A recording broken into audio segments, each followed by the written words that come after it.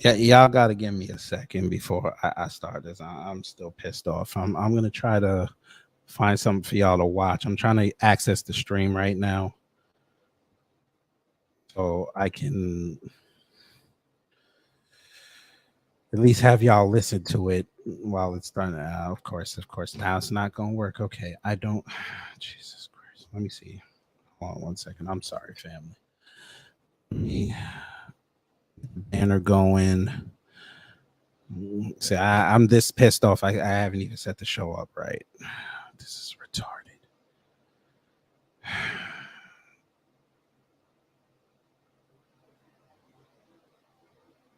I did this already. Jesus. I hate Fox News. I don't want to get the Rumble stream because I know they're gonna screw it up. Worked All right. So y'all listen to Reagan, this.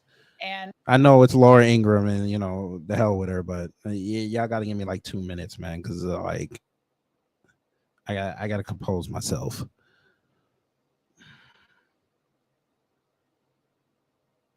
Fair use. Oh shit, they already put them out on the stage.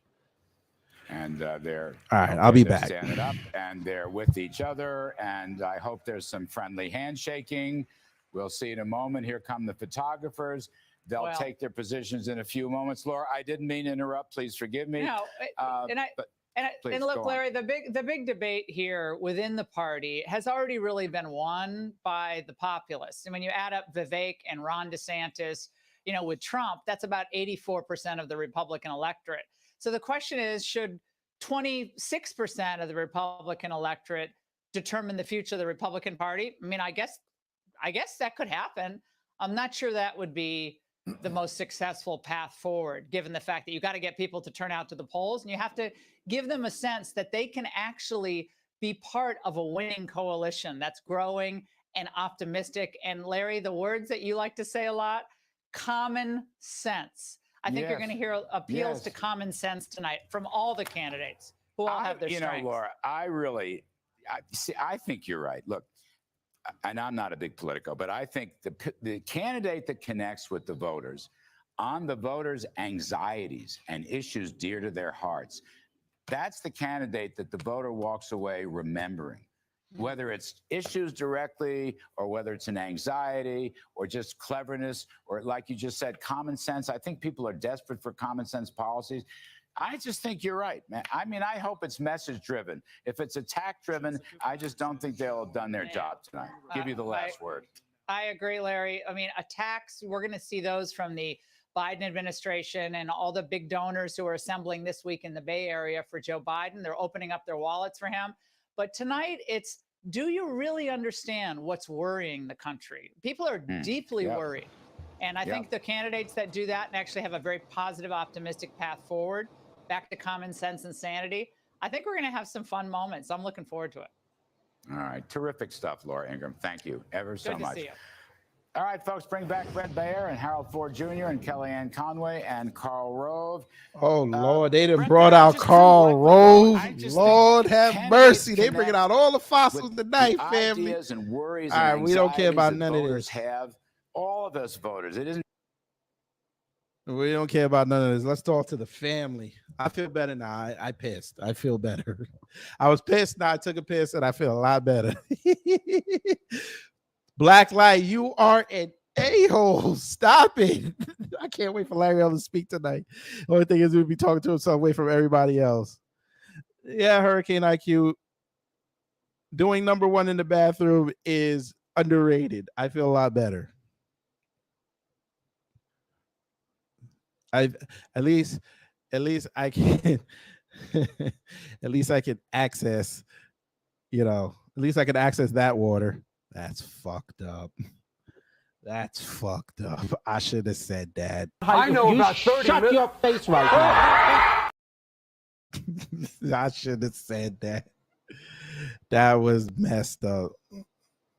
Paradox Experience. Haven't seen you in a while. We haven't seen you, but welcome. Make sure y'all like it on the way in.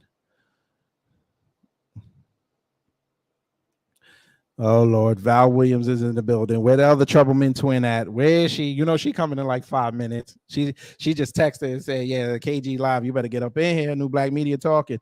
Look at Karl Rove, family. That is an old white man right there. Look at him. I don't even know what he talking about. GOP debate candidates lay out policy positions. Here we go. Here we go. I should go get the socket to see how many times they're gonna take shots at black folks.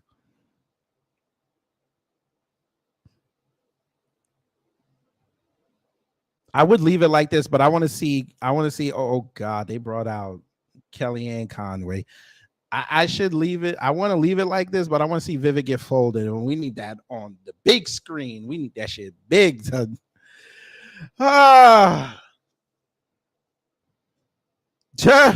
She aged horribly since leaving Trump. She's aged horribly ever since she got married to the critter. I shouldn't have said that. Here come the white people. Yo, fuck nuts. I can't talk about one of they queens like that, one of they Karen queens like that. I can't do that. Get mad at me. Who cares? Exactly, Tori. But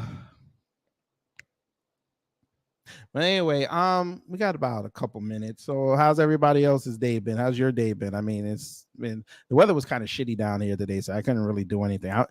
You know what's funny, family? Every time I go wash my car, the weather is crappy. I might as well just run out there and soap the car up and just let the rain hit it. Oh, you think they know about the absorption, man? He ain't in the MCU yet, so the conservatives don't know about that. They, as soon as they see absorbent man on the screen from the MCU, they're trying to debate if he's gay because he's all, you know, he could change his shape and his matter composition just by touching things. So you might say he's woke. I'm just gonna say. I need to see, hey, Most High, I need to see Vivek get folded tonight over his daddy. I need that. Especially when they bring up the immigration. I'm gonna take myself off the screen. I'm just gonna have that all the way through because I need to see this man's face. Because I please don't have it be Chris Christie either. I wanted Tim Scott show some balls and go after his daddy. Please. It'd be hilarious. I might actually respect you. Oh, speaking of cartoons, thank you. I need to put that clip in there because we're going to use this clip a lot tonight.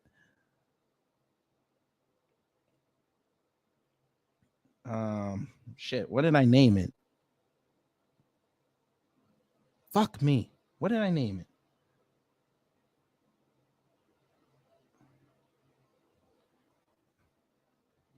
Damn, I don't remember what I named it. Oh, we'll put that one in there too. Damn it. Hold on. I'm going to have to switch it back really quickly because I need to see what I named that clip. Okay. All right. Back to the debate side. Damn, they still let Karl Rove talk. I guess they're going to put him back in the crypt when this is over and then take him out when they need it in between the break. All right.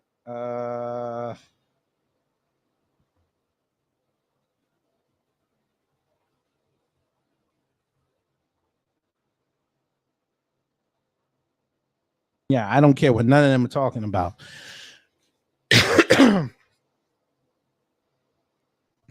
Trump is a coward for not showing up. He's in Detroit right now. Matter of fact, you know what? Let me pull that up. Maybe he's talking now.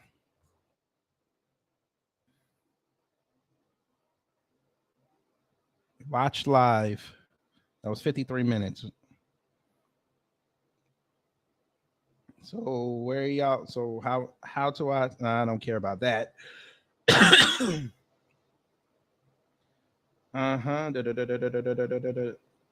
Oh, he did it already? Fuck. All right, I guess I'll probably do another stream about that. Am I gonna do myself? Ooh, it's starting. Here we go. Of leaders in our nation's history, Ronald Reagan. The oh, good God, you're not about to tout Reagan. A America's 40th commander-in-chief. He railed against big government. Who cares? The 9 most terrifying words in the English language are, Yo, fuck I'm nuts. from the government and I'm here to help. That's the most terrifying words. Yo, fuck Peace nuts. through strength. Mr. Gorbachev, tear down this wall. 40 years after Reagan's landslide re-election, the Republican Party faces critical questions. I want to What say does is it mean to be a conservative? We fight for the truth.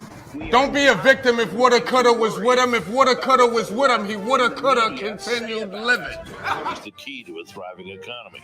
It's innovation, not regulation. America could do for anyone what she's done for me. We will stop the spending. William Aaron. We will stop the Hold on. Let me pause this. I don't want to hear none of this bullshit. You said that Rotten Salami has not talked about immigration. What if I told you, young man, that he actually did? He's for Pacific migration.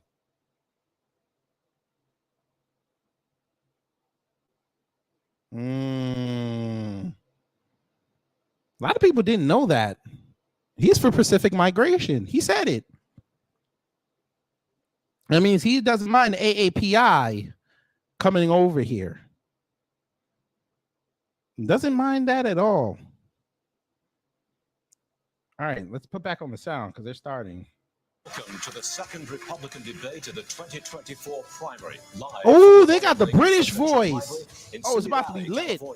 We're inside the spectacular Air Force One pavilion where the stage is set for a showdown. I'm Stuart Varney of Fox Business, and I am thrilled. They to got be sitting a alongside my mammy. co-moderators, Fox News Channel Dana Perino. Oh, and I'm Gideon sorry. This is the Caldero. Afro Latina. That's supposed to represent black people tonight from Univision. Thank you, Stuart. President Reagan famously described America Oh, as Lord. a shining city Oh, on a hill. Lord. And tonight, 7 candidates will make the case they should be the one to lead that city into a you brighter knew tomorrow. somewhere. But first, they have to convince you. I have to convince you. Please allow me to welcome our Spanish-speaking audience. Muy buenas noches a todos. Desde la Biblioteca Presidencial Ronald Reagan, los precandidatos republicanos también buscan su voto para las primarias del partido. Cállate. Bienvenidos. And good evening. So, No más let's hablando. meet the candidates who have qualified and chosen to be on this stage tonight. I didn't say she They was are black. I said she was positioned Afro by the Latina. order they rank in the polls. That's gonna with talk the for black highest people. polling candidate in the middle. Standing center stage, Florida Governor Ron DeSantis. Who cares? Entrepreneur Vivek Ramaswamy Yo, fuck nuts. and former South Carolina Governor Nikki Haley. Who cares? It's South Carolina, Senator Tim Scott. And folk, don't white people off their mind. Who cares? Tonight, former Vice President Mike Pence Who cares? and North Dakota Governor Doug Burgum. Who cares? We have questions on a wide variety of issues important to primary voters. Candidates get 1 minute to answer and 30 seconds to respond if singled out. Oh, When their God. time runs out, we'll all hear this. Dinner's We have a lot ready. of ground to cover, so please keep it civilized.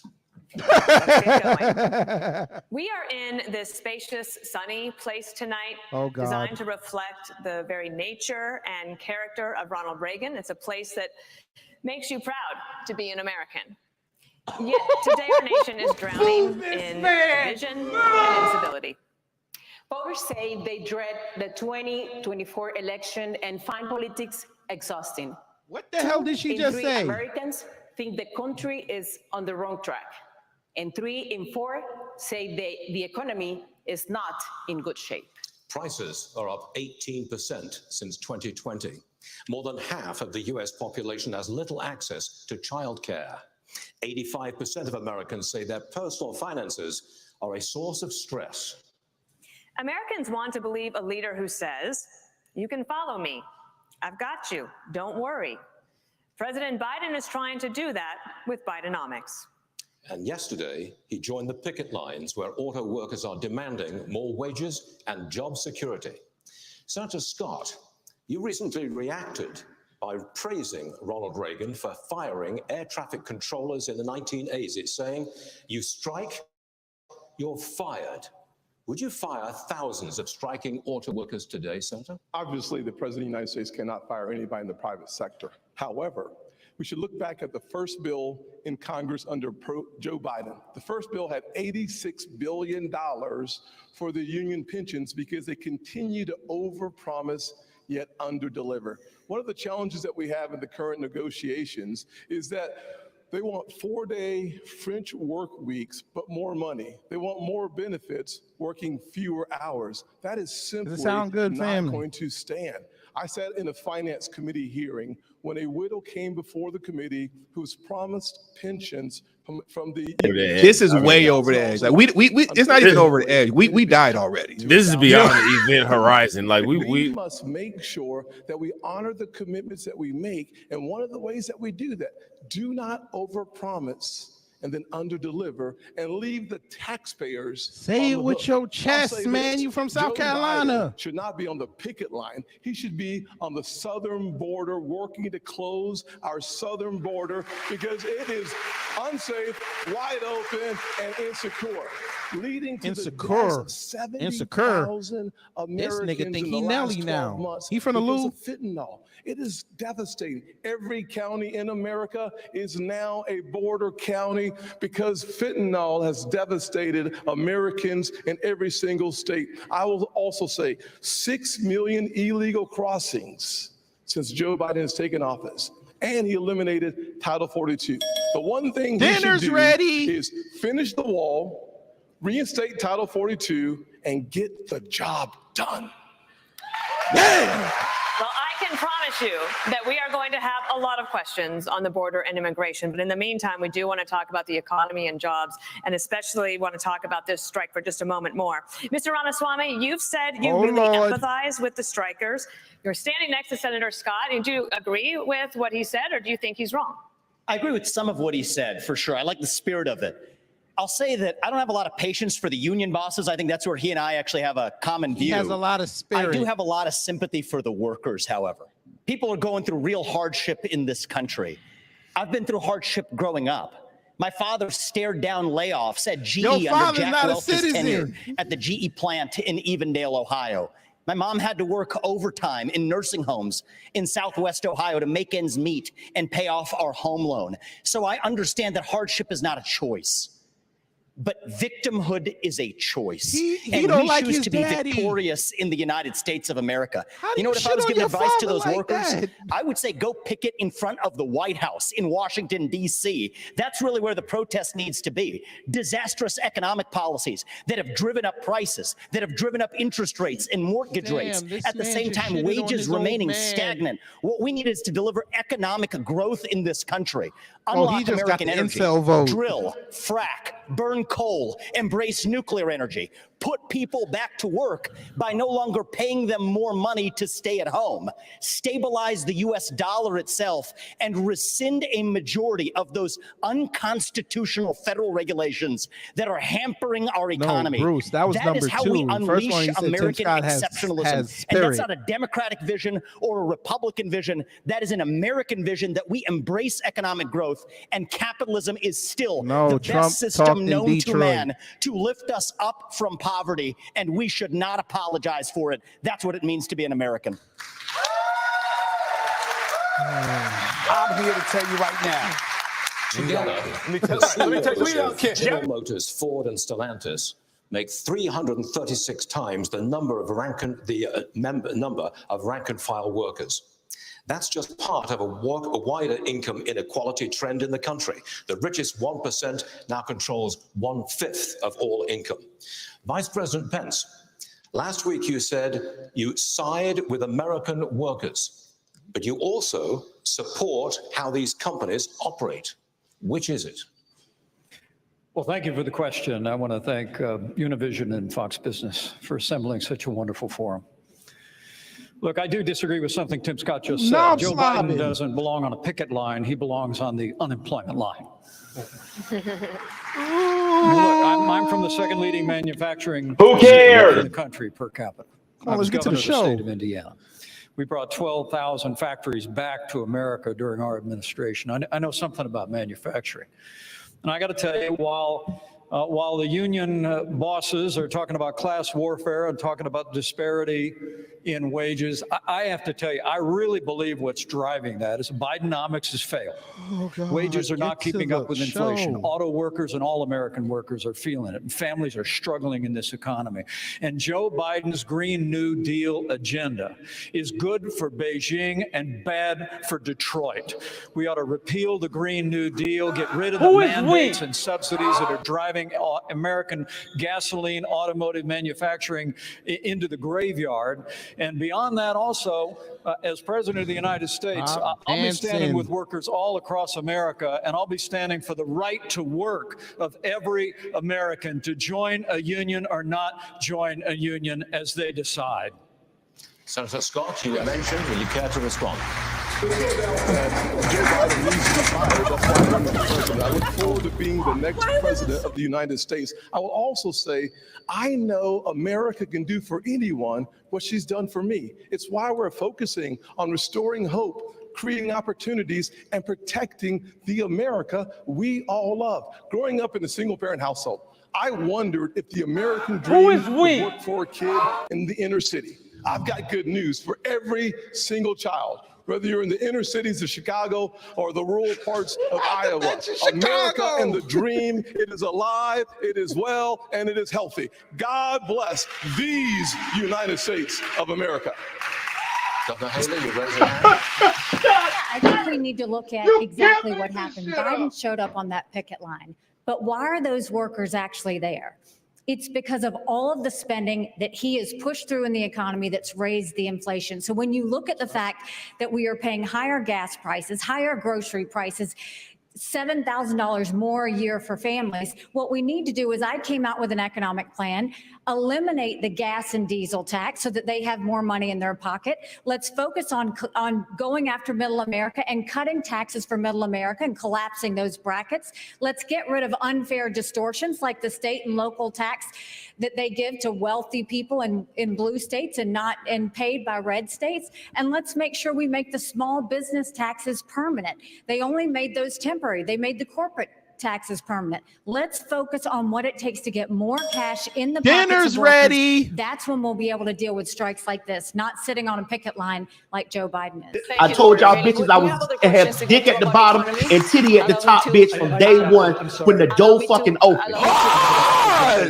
We're missing the point, and every other network is missing the point. The reason why people are striking in Detroit is because Joe Biden's interference with capital markets and with free markets. The subsidies, we're subsidizing the automakers and we're subsidizing the cars, and a particular kind of car, not every car. We're subsidizing electric vehicles.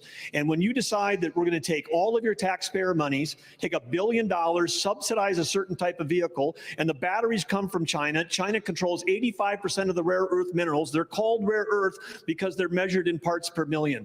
China is moving 100,000 pounds of earth in Indonesia, in Africa. They're literally destroying the planet so that they can make a battery that's in a car subsidized. Dinner's ready. That's why they're striking, and the battery because doesn't they break need down for 99 less years. workers to build an electric car. Joe Biden, this strike You're still is at Joe talking. Biden's feet. Dinner's ready. We're going to keep the topic of economy, but allow me to the follow question to Governor Christie. The government will shut down if Congress does not reach a deal by the end of this week. Vice President Pence warns that politics of, quote, Now, I know the Smash Bros are out there on Twitter talking about who is this chick. Are a road to ruin for the GOP. If the government shuts down, should voters blame populist Republicans? I blame Voters should everybody. Everybody who's in Washington, D.C. They get sent down there to do the job, and they've been failing at doing the job for a very long time. And let's be honest about this with the voters. You know, during the Trump administration, they added $7 trillion. $7 trillion in national debt. And now the Biden administration has put another $5 trillion on and counting. They have failed, and they're in the spot they're in now because none of them are willing to tell the truth. None of them are willing to take on the difficult issues. They just want to keep kicking the can down the road. And the inflation that Nikki spoke about is absolutely right, and it's caused by government spending. And that's why people all across this country are suffering tonight. And yet we don't get any answers because Joe Biden hides in his basement and won't answer as to why he's raising the debt. I fucking been outside and I hate Biden. At least he went outside. Y'all gotta stop using that basement and won't show up shit. here to answer questions like all the rest of us are up here to answer. He put $7 trillion on the debt. He should be in this room to answer those questions. He put $7 for the trillion. people you talk about who are suffering. And if the government closes, it's the blame. It is to the blame of everyone. It already went off in the rails, Washington, family. We DC, just started. who has failed to do their job and just plays to the grandstand. It's the round. It's the round. It's a round and a round. What the fuck?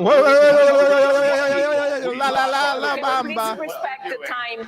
Respect the time. Governor DeSantis, you haven't spoken. Please. The people in Washington are shutting down the American dream with their reckless behavior. And what you're they doing in borrowed, Florida. they printed, they spent, and now you're paying more for everything. They are the reason for that. Maxwell Jenkins, they hello. have She shut said you're not down our respecting the national time. sovereignty by allowing our border to be wide open. So please spare me the crocodile tears for these people. They need to change what's going on. And where's Joe Biden?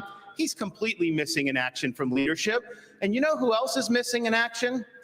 Donald Trump is missing in action. He should be on this stage tonight. He owes it to you to defend his record. Where they added $7.8 trillion to the debt. Don't be a victim if woulda, coulda was with him. If woulda, coulda was with him, he woulda, coulda continued living. We ran surpluses. We've paid down over 25% of our state debt, and I vetoed wasteful spending when it came to my desk. And as your president, when they send me a bloating spending bill that's going to cause your prices to go up, I'm going to take out this veto pen and I'm going to send it right back to them. Ilya, you mentioned me in the question. I just want to address I'm going to stop, but I have a question that is on the minds of a lot of moms and dads and Americans, and I know that you've been thinking about it because childcare costs, they are up.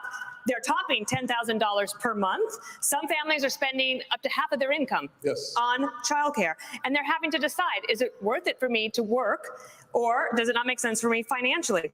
In 3 days, the billions of dollars in pandemic-era funding is going to end, and 70,000 daycares could close. So you had an effort to broaden eligibility for child care assistance. That fell apart last year.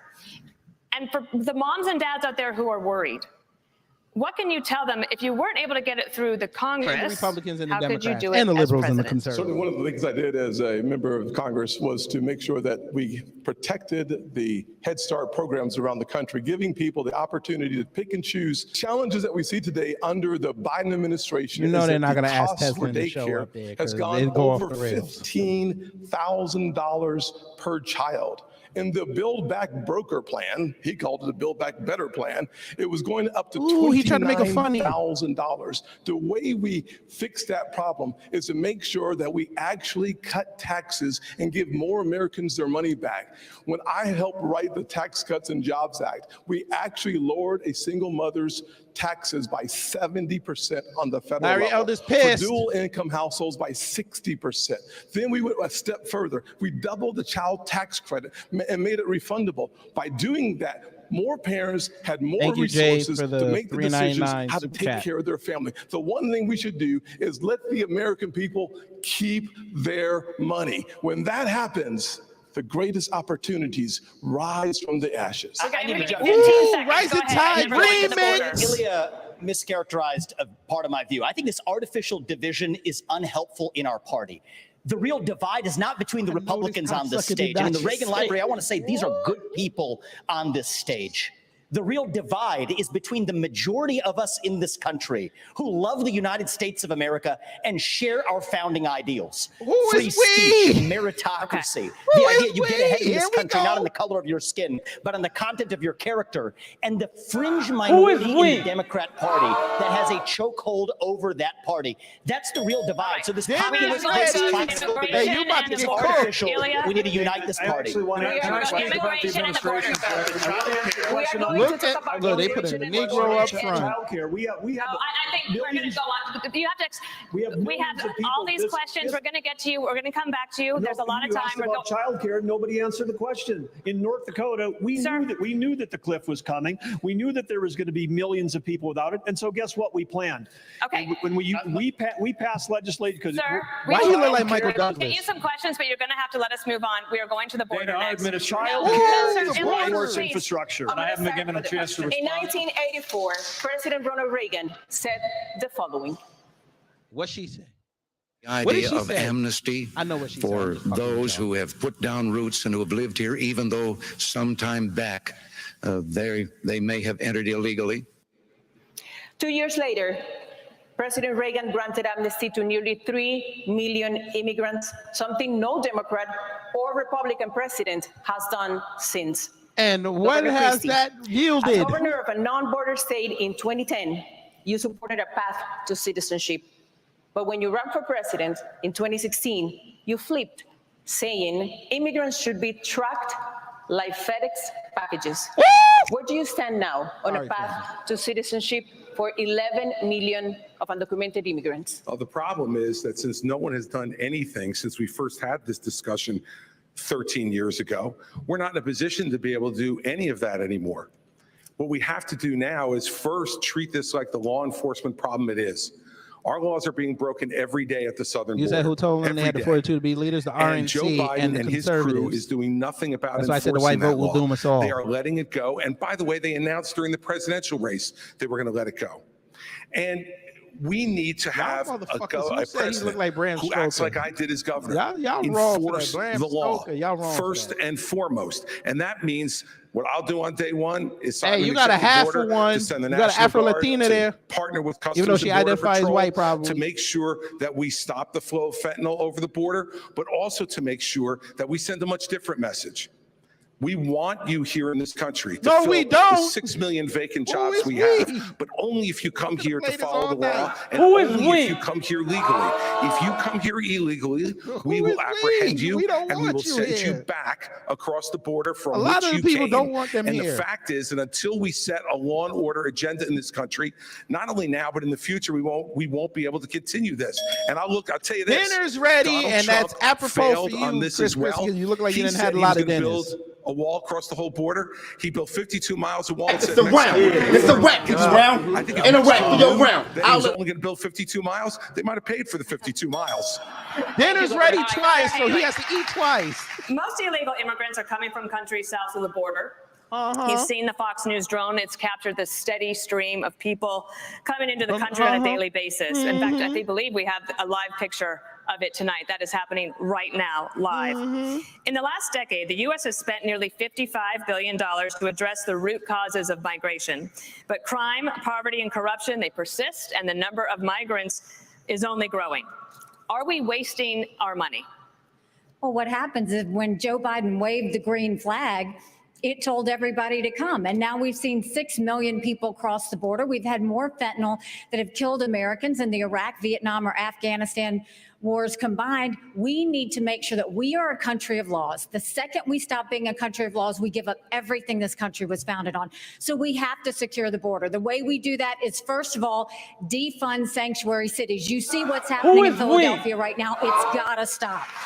We need to make sure we put 25,000 more Border Patrol and ICE agents on the ground and let them do their job. I spent 400 miles down that border, and I'm telling you, Border Patrol agents aren't allowed to do their job. Let's go back to remain in Mexico policy. Instead of catch and release, let's go to catch and deport. What about and the let's aid that what about the aid that federal taxpayers are paying to deal with the root causes? It's not working? The only aid that we should be spending right now is to secure the border, the southern border, the northern border, period. You would cut we off need aid to to the keep region? Americans safe. And right now, Americans are not safe. Only when we fix the immigration system, only when we get the border secure, should we ever look But at you putting any fuckers more got money up into on- this. on your Our feet money should be when about Biden keeping said Americans refund the safe. police We're not 4 doing that. Joe times. Biden's Y'all not were doing clapping. that. And you mentioned Congress and shutting down government. I'll make it clear. We have to change the budget process. Dinner's in ready. 4 years. In 40 years, Congress has only delivered a budget on time 4 times in 40 years. If they It's don't a wrap. keep the government It's a open, wrap, they do Brown. not get And a paid. wrap for your No round. tax, no budget. That's the way we should have Governor DeSantis, we have a question for you. Governor DeSantis, China invested $12 billion in Latin America just last year. They signed strategic partnerships with 7 countries, including Mexico. And China's military ties to the region now include arms sales and training exercises. Are you comfortable with China deepening ties with our southern neighbors? Of course not. And the reason why we're in this mess is because elites in DC for far too long have chosen surrender over strength when it comes to the CCP. Some people in our country got rich, our industrial base got hollowed out, and they have been able to build the second most powerful military in the entire world. We need a totally new approach to China. We are going to have real hard power in the Indo-Pacific, like Reagan, to deter their ambitions. We're going to have economic independence from China, where we're decoupling our economy, and we are going to go after the cultural power. I need y'all to ask about Governor of BRICS. Florida, I Because they banned asked the Argentina CCP to from join, buying and land they're in a our petro state. We state should too. do that all across Oops. these United And they States. got gold We and shouldn't have silver. them in our Oops. universities. We shouldn't have Confucius institutes. So you see a country in decline, our power's in decline. China's going to surpass us this decade, and if they do that, that's going to affect every single American household. As your president, I am not going to let that happen. I'm going to reverse this country's decline. We are going to choose strength, not surrender when it comes to the CCP. America is not a country in decline. Under Joe Biden, we are a country in retreat. Propose, quote, universal deportation for all undocumented immigrants and their children, even if the children are citizens of the mad. United States. Under what legal premise will you expel U.S. citizens? So the first thing I want to say is I agree with everything. The Republicans on the stage are on the right side of this issue.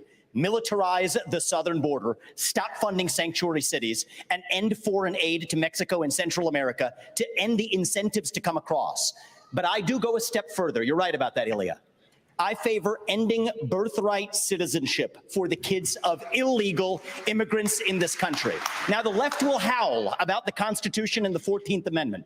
The difference between me and them You is don't I've like actually his read daddy, the 14th folks. Amendment. What it says is that all persons born or naturalized in the United States and subject to the laws and jurisdiction thereof are citizens. So nobody believes that the kid of a Mexican diplomat in this country enjoys birthright citizenship. Not a judge or legal scholar in this country will disagree with me on that. Well, if the kid of a Mexican diplomat doesn't enjoy birthright citizenship, then neither does the kid of an illegal migrant who broke the law to come here. And as the father of 2 sons, it is hard for me to look them in the eye and say, you have to follow the law when our own government fails to follow its own laws.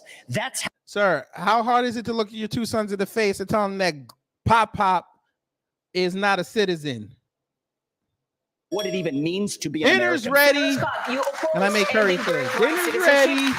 That's not xenophobic, you assholes. Yeah, there's no doubt the fact that when you think of the Constitution and the 14th Amendment, it was certainly written as it relates to slavery, not as it relates to illegal immigration. Yes, I know. We're going to show that. So the challenge that we face is, in fact, one that has to do with whether or not the people that come here are under the jurisdiction of our laws. And frankly, if you come here illegally, you are not. Now, surviving a Supreme Court argument is something I can't tell you. But from a perspective of the Constitution, I think it's simple that clearly it was designed for slavery and not for illegal immigration. I'll go one step further, though. When we have a conversation about the things that are happening on this stage, we think about the fact that Vivek just said we were all good people. And I appreciate that, because last debate, he said we were all bought and paid for. And I thought about that for a little while and said, you know, I can't imagine how you could say that, knowing that you were just asking for a in hug. business Oh, wait, with he's the black. Chinese Dinner's ready. Communist Party, and the same people that funded Hunter Biden millions of dollars was a partner of yours as well. It's not nonsense. So look, here's what I want to respond. These are good people who are tainted by a broken system, and it's not the fault of anybody who's Some of us are tainted. Excuse me. Thank you for speaking while I'm interrupting. Didn't I tell y'all he was going to get mad? Gentlemen, you'll have your turn. One of the challenges So listen up. we should have a debate between Vivek and This is way over there. Like, if I may Focus address, on holding Joe if I may Biden address the accountable. That's question, what we need to be. I actually agree with Ron When everybody DeSantis. speaks at the same time, Did I not tell y'all Exactly. he So was if I going to get may, mad? I agree with Ron DeSantis on China. When every other CEO expanded into the Chinese market, you know what I did with my first company? We opened a subsidiary in China. Of course But you You know did. what I did that was different than every other company? What did you We do? got the hell out of there. And when I started my Yeah, next right company, before you ran for Strive, right when that was years ago. 2023. Right when I started my there? next company, Strive, to compete against BlackRock. outta Excuse me, here. to compete against It's a BlackRock, debate I made a between you and you. commitment that we would never do business in China. And I will say something. Yes. you have more than time to explain your point. Well, if I was interrupted by a lot of people here, and I want to be Sir, respectful because you're I on believe these TikTok are and you people, said China's but I do bad. not Get out of believe here, in bro. these. We're sitting here in the Reagan Library. Yes, I wish you In did the not think it honor was of midnight Ronald in Reagan's America. library, if I may, well, from one admirer Let's of Ronald get it. Reagan to I'm another. asking you. I'm asking From you. one admirer of Reagan to another, Did we you not cannot do say Oh, Reagan God. violates 4 years Reagan's ago? 11th This isn't commandment. productive. I want to hear about Say, it. Let's have a policy debate. Understand what's going on. Let us have a policy policy debate. And the right answer Mr. is Ramaswamy, we I need have to a question declare for Vice independence President from Pence. China, Thank you very and I will much. see that through. Vice President Pence, in 2017, the Trump-Pence administration canceled DACA, which put the legal status of 600,000 Dreamers in the hands of the courts. Dreamers work and they pay taxes. As president, if the Supreme Court ends DACA, would you work with Congress to reach a permanent solution for Dreamers? Well, first, let me say I'm glad Vivek pulled out of his business deal in 2018 in China. That must have been about the time you decided to start voting in presidential elections. So we're nice to have you participating in elections. So let me speak to this issue. Number one, I negotiated the Remain in Mexico policy with the Mexican government. We used economic power to bring the Mexican government to the table. We built hundreds of miles of border wall. This is only segment And despite one. what's said here today, we reduced illegal immigration and asylum abuse by 90%. And as president of the United States, I can do it again. And the truth is we need to fix a broken immigration system, and I'll do that as well. But first and foremost, a nation without borders is not a nation. And we have to secure the southern border of the United States of America. I know how to do it, and we will do it again. Let me say one other thing about China. Let me say one other thing about China. Would you negotiate with Congress to give a solution to the problem that Dreamers have right now? They are on a limbo. Well, let me tell you, I served in Congress for 12 years, although it seemed longer. But you know, something I've done different than everybody on this stage. What is that? Is I've actually secured reform in Congress. You know, Ron, you talk a really good game about cutting spending, but you've increased spending in Florida by 30%. When I was a member of Congress in 2006, right after Hurricane Katrina, Dana, you remember it, we stood our ground. I led House conservatives. We cut $100 billion out of the federal budget. It can be done, but as I said in the last debate, I'll say again, this is no time for on-the-job training. I'm going to be ready on day one to get Congress to step up, secure the southern border of the United States, build a military fitted to our times, and we're going to get spending in Washington, D.C. under control once and for all. Dinner's ready. On the other side of this break, and I propose to go to a break. Yay! How will these Break, candidates so we can make talk. America safer as rising crime plagues our cities? Debate night continues in moments. And Vivek over there smiling as they leave. How did y'all feel about this beginning, family? This is all they had to show the Negroes.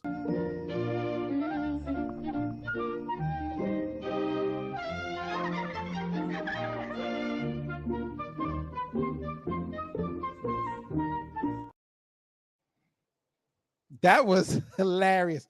Family, what did I tell y'all leading up to this debate that they would go and make Vivek mad? What did I tell him? What did I tell y'all? I told y'all they were going to make him mad. I'm going to eat some of these Doritos. I apologize in advance. I got the Cooler Ranch, the best flavor ever. And by the way, this was free at Kroger. So if you got a Kroger, you better go over there. I think today's the last day.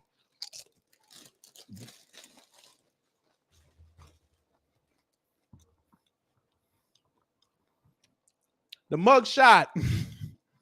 Hey, DeSantis, you just proved to everybody that you see Trump in your sleep.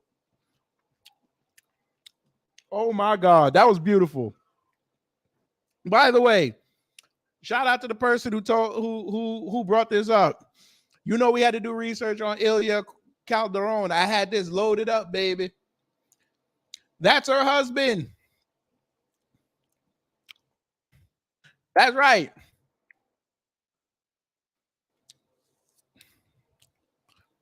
That's her husband, Eugene.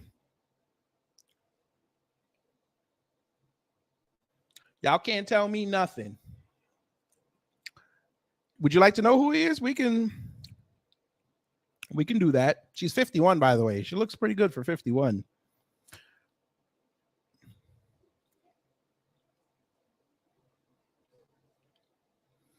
He was raised in New York. How the hell was he born on 2021? Jesus Christ, who wrote this? They say he was born on December 8th, 2021. Hey, baby, this woman's husband is a 2-year-old. He's a physical therapist at Prime Sports Wellness in Florida. Okay, so she makes all the money. The journalist posted a picture of two of them on a boat caption. We always celebrate 2 anniversaries and on different dates. And 1 in May, our first date, because it meant the beginning, and 2 in August, the wedding. We both forgot May anniversary. I barely remember now. And the nothing. Ha ha, what a laugh. Oh, never mind. Oh, they have a kid.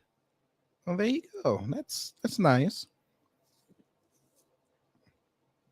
Wow. So you name Anna Jean Calderon.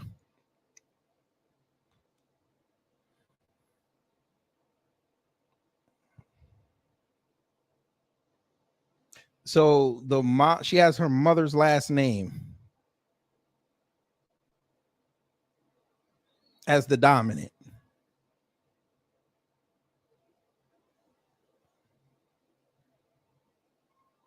Unless that's not her kid, but I think that is her kid. That's interesting. That's quite interesting. But there you go, family. Yeah, we don't care about how you. She knows she's very fortunate to be exposed to our cultures, to be a multiracial girl living in a multiracial country.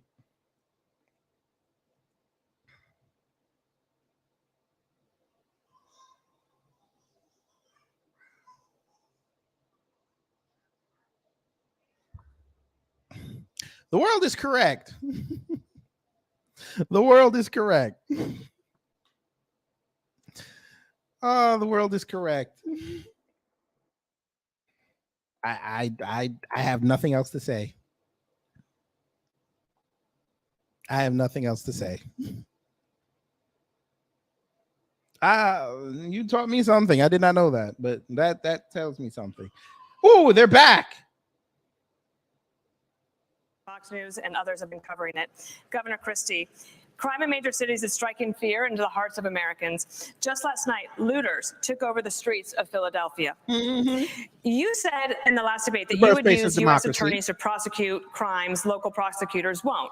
But they are stretched as well, and they could not handle all of the lawlessness, the shoplifting, all the carjackings, the armed robberies. They're all surging.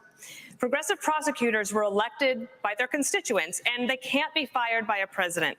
So what would you do to end the revolving door of criminality? Well, look, Dana, the only one on this stage who's done it. For 7 years, I ran the 5th largest office in this country at the U.S. Attorney's Office in New Jersey, and we set records for the number of prosecutions that we brought that still have not been broken. And the reason was that we went after the crime that was affecting people's lives. And as president, I will appoint an attorney general and instruct that attorney general that you are to put all the resources that are necessary to bring our cities back under control. The fact is, they will be stretched. There's no doubt about that, but that's what they take the job for, because they love the idea of enforcing the law. We've got to bring law and order back to this country, and not just in our cities. But we need law and order back everywhere. We need law and order back in our suburbs. People are threatened there. We need it in our rural areas. People feel threatened there. And we need it in Washington, D.C. also. And Donald Trump should be here to answer for that, but he's not. And I want to look at that camera right now and tell you, Donald, I know you're watching. You can't help yourself. I know you're watching, okay? And you're not here tonight not because of polls and not because of your indictments. You're not here tonight because you're afraid of being on the stage and defending your record. You're ducking these things. And let me tell you what's going to happen. You keep doing that, no one up here is going to call you Donald Trump anymore. We're going to call you Donald Duck. All right. I want to ask Governor DeSantis, you fired a couple of back in the audience. Governor, Who cares? You would not have the ability to do that. How do you think about dealing with the root causes of crime, especially this revolving door of the criminals that just get out and come back and commit another crime? Well, the crime in these cities is one of the strongest signs of the decaying of America. We can't be successful as a country if people aren't even safe to live in places like Los Angeles and San Francisco. Just being in Southern California over the last couple of days, my wife and I have met 3 people who have been mugged on the street, and that would have never happened 10 or 20 years ago. In Florida, we back the blue. We support the men and women of law enforcement. They are keeping us safe. We have a 50-year low in the crime rate. And yes, when I had 2 progressive prosecutors that weren't following the law in Florida, I removed them from their posts, and the people of Florida are safer as a result of it. As president, I will use the Justice Department to bring civil rights cases against all of those left-wing Soros-funded prosecutors. We're not going to let them get away with it anymore. We want to reverse this country's decline. We need to choose law and order over rioting and disorder. Civil rights. A related subject, Governor Haley, there's a nationwide policing shortage. Retirements are up. Recruitment is in the tank. Morale is at a record low. 3 years ago, you signed a pledge to support law enforcement. Now, pledges are a nice idea, but what's your actual plan to get more police on our streets? Well, and I actually did it in South Carolina, too. You know, what we knew in South Carolina was you take care of those who take care of you. We have to start taking care of law enforcement, but it's not just taking care of them with words. It's making sure that you also follow through on what they do. Right now, we have a lot of stolen guns on the street. Well, these law enforcement officers, they arrest these people and then they go and they're let out the very next day. So law enforcement feels like no one has their back. We have to start prosecuting according to the law. Stop sloganizing. The backs of law enforcement, and we have to make sure that we're a country of law and order. But I want to go back to China because I don't think we spent enough time on that. Right now, we have to look at what government's doing to hurt us against China too. You have a company, U.S. Antibiotics, that produces amoxicillin, the #1 antibiotic that we need. And right now, there is a company in Bristol, Tennessee, that produces that. Yet our federal government only gets it from China. We need to be focusing on companies that produce in America and supporting those companies that produce in America, not companies that are helping China. Governor, we will be talking foreign Did she just smile? Yes, thank you, Stuart. We're going to stay in the topic of crime because it affects all of us. Does Governor it? Burgum, for the first time ever, a Univision poll found that mass shootings and gun safety are one of the most important issues for Latino voters. Mental health concerns are not unique to the United States, but gun violence is. What is your specific plan to curb gun violence?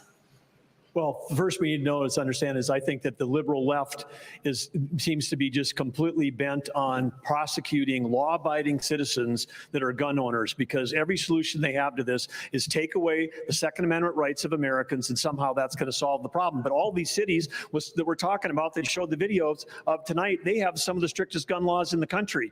So we know that that's not what's working. What we have to do is get back to the core issues about the family. We have to get back to behavioral health and mental health. We've got to get back to actually enforcing the laws these people talked about. And like we've done in North Dakota, where we've got the goal and we're on the track to be the most military-friendly state in the nation. We've got the most military and the most support of what we're doing in terms of law enforcement, because the morale is down because we've been defunding the police. Larry Elder's swinging at the air right police now. have become the bad guys when they're the one. There's all these jobs available in America. Why would you be a policeman if people don't even respect them? Every time I see a policeman, the first thing I say is thank you. And so does everybody else in my family and most of the people in our state, because they know we have to respect the people that are out there defending us every single day. The only thing y'all are shooting at is your plate. Mr. Ramaswamy, according to Customs and Border Protection, about 90% of fentanyl is seized at official border crossings, and 57% of the smugglers are U.S. citizens. How would you stop fentanyl brought into the country, mostly by U.S. citizens, through ports of entry. There's two sides to this, and we have to be very honest about it. One is we do have to seal that southern border. Building the wall is not enough. They're building cartel-financed tunnels underneath that wall. Semi-trucks can drive through them. We have to use our own military to seal the Swiss cheese of a southern border. But we also have to be honest. There's a demand-side problem in this country, too, a mental health epidemic. I met family in Iowa, two parents, Kathy and Derek. They lost their son, Sebastian, 17 years old. He bought Percocet on Snapchat, and then he died. Why did he die? Because it was laced with fentanyl. That is closer to bioterrorism, not a drug overdose. That is poisoning. So it is our job to make sure that never happens. But it's also our job to make sure that 17-year-olds don't turn to Percocet via Snapchat. We have to bring back mental health care in this country, not with pump and pharmaceuticals, but with faith-based approaches that restore purpose and meaning So the in the farmer next bro's now generation of pastor Americans. bro. Many of Okay, them say are that. getting it through social media. And this isn't a Republican point or a Democrat Snapchat, point. But if Torin, you're Snapchat. 16 years old or under, you should not be using an addictive social media product, period. This is something that we can both agree on, and we can revive both the mental Dinner's health ready, of this and this country man while is stopping the stupid. fentanyl epidemic that will kill more people Sir, you're this using year TikTok. than who died on 9/11. And I refuse to be a passive bystander sitting in the White House like the hollowed out husk of a current president we have. We will step up and address this problem to stand for Americans and our children. Oh, he Lois Griffin now. Quit encouraging TikTok. Hey, Vivek Lois Griffin. He talking about 9/11. I'm going to use the U.S. military to go after the Mexican drug cartels. They are killing our people. And the stories that I've seen in Florida, we had an infant, 18 months. Parents rented an Airbnb. And apparently the people that had rented it before were using drugs. The infant was crawling, the toddler was crawling on the carpet and ingested fentanyl residue and died. Are we just going to sit here and let this happen, this carnage happen in our country? I am You've not already going to let do it happen, that. sir, So I because you're guarantee you talking on day about it. one, this border is going to be a day one issue for me as president. We're going to declare it a national emergency. Yes, we'll build the wall. We'll do remain in Mexico. But those Mexican drug cartels are going to be treated like the foreign terrorist organizations that they are. President Pence. All right, Vice President Pence. We're going to move on to a different issue. Hold on, sir. Vice President Pence. Just last month, Vice President Pence, you said if elected, you would repeal all Obamacare mandates. However, you also made that same promise in 2016. And at that time, Trump-Pence had congressional majorities for at least the first 2 years, and you did not deliver on that promise. So Obamacare, right now, it is more popular than ever. Why should Americans trust you, if you become president, to fix that, or is Obamacare here to stay? Well, first, let me speak to the mass shootings issue, and then I'll answer that question. It's an important one, So Dana. I guess the Republican move is you. Look, gonna I'm someone answer that the believes question. that justice delayed is justice denied. And as a father of three, as a grandfather of three beautiful little girls, Oh, Lord. I am sick and tired of these mass shootings happening in the United States of America. And if I'm president of the United good States, God. I'm going to go to the Congress of the United States, and we're going to pass a federal expedited death penalty for anyone involved in a mass shooting so that they will meet their fate in months, not years. It is unconscionable that So wait. Ron. I'm gonna is I'm actually gonna wait till spend the they're rest done of with this his life segment, and then we're gonna behind talk bars about in that. Florida. You That's didn't not answer the justice. We question. have to mete out justice and send a message to these would-be killers that you are not going to live out your days. Why does he behind look like he bars. finna kill We're gonna something? need justice in this system. Hey, y'all just say look like he just went back to the Navy. He looked like he finna kill something. What'd she say? Damn it, I missed it. Well, thank you for reiterating the question because I'd love to answer it. Look, You got, I Oh, think she it's told- one of oh, the she told me you I didn't think it's answer the one of question. the choices here. You know, my former running mate, Donald Trump, actually has a plan to start to consolidate more power in Washington, D.C., consolidate more power in the executive branch. Sir, If I'm white president people of the United commit States, more mass shootings it's than my anybody in this intention country, to so make y'all the prepared to kill federal white government people. smaller by hey, do your returning thing. to the states those resources and programs that are rightfully theirs under the 10th Amendment of the Constitution.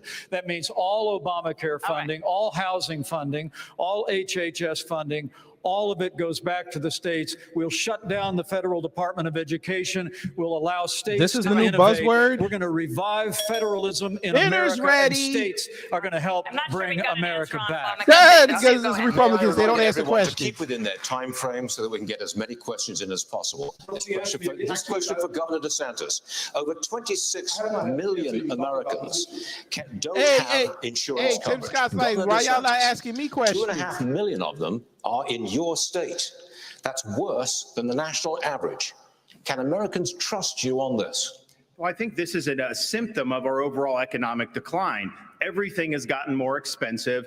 You see insurance rates are going through the roof. Including People that tree are cutting going to services. get groceries. I spoke with a woman in Iowa, and she said, you know, for the first time in my life, I'm having to take things out of my grocery cart when I get to the checkout line because the total goes up so quickly. So this is very real, and people are hurting out there. So we've got to address the underlying problem with Bidenomics, the overspending, taking all Biden's rules and regulations. I'm going to throw them in the trash can on day one. You're not going to have to worry about that. We're going to open up all of our energy. We will be energy do me a dominant favor. in this country. That will lower your gas prices. And what we need to do with healthcare is recognize our healthcare is putting to fund patients at the back of the HBCUs in bus. your state. We have big pharma, big insurance, and big government, and we need to tackle that and have more power for the people and the doctor-patient relationship. Governor, why is your record in Florida on insurance worse than the national average? Our state's a dynamic state. We've got a lot of folks that come. Of course, we've had a population boom.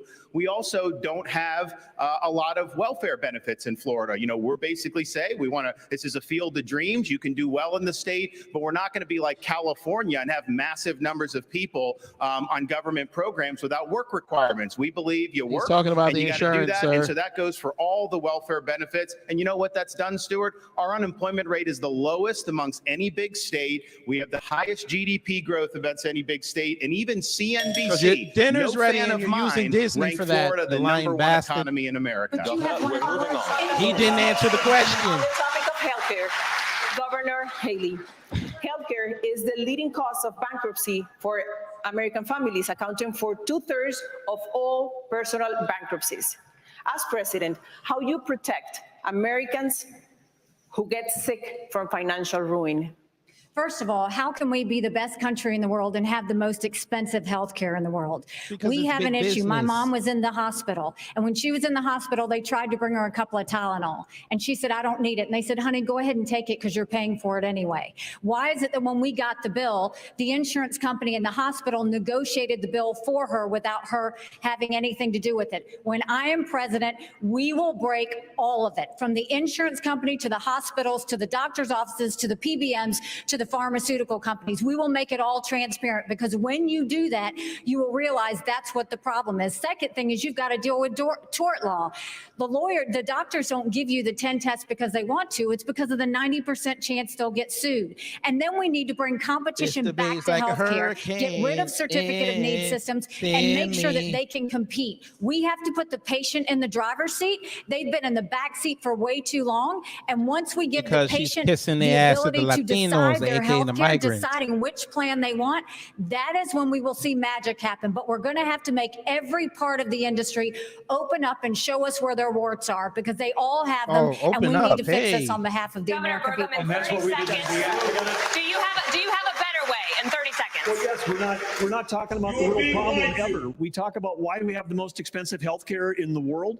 It's because the federal government got involved the same way they did with EVs, and they said, we're going to subsidize a particular kind of software back in 2008 under Obama. And they said, hey, we're going to do this. It's going to make everyone more productive. All of you that are watching have been to a doctor's office when the doctor's got his back to you and their hands on a keyboard. The only industry in the world that's ever absorbed $1 trillion of IT and became less productive, they saw less patients per day, is U.S. healthcare, because they were subsidizing a certain kind of technology. It wasn't about he's going improving after the healthcare. It was about teledocs. picking winners Let's and go, losers. baby. Every time the federal government's involved, whether it's higher education, healthcare, or now the auto industry, things get more Dinner's expensive ready. and less competitive. That was a great transition, because we are going to move on the future of education in America. What's the government's role in finding a way forward? The second Republican debate rolls on from Simi Valley. They had to put the Negroes in front. Hey, by the way, job teaching our children We don't care.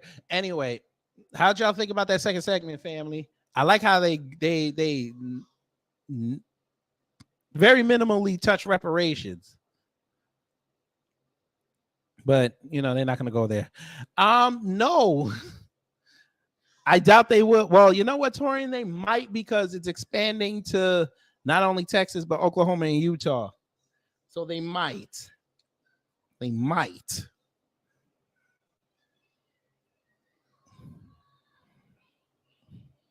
I don't know. Do you think Fox News would go hit Dennis Prager real fast? I mean, you're gonna kill a big swath of the people you have on there, like Coon Dance and Tatum Tots, even though they haven't been on there in a while.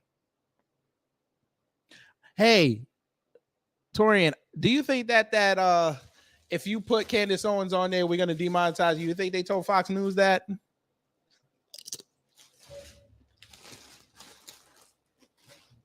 All right, family. Who you think leading this debate right now? Because I can't really call it. It's a goddamn shit show, and I like it. I like it a lot. They over there getting spicy with each other. I like it. Trump's laughing in Detroit right now. Well, he probably flew back to Jersey or Mar-a-Lago. So, yeah. Who getting this? By the way, I know it has to be said and don't have to be said, but we got to say it anyway.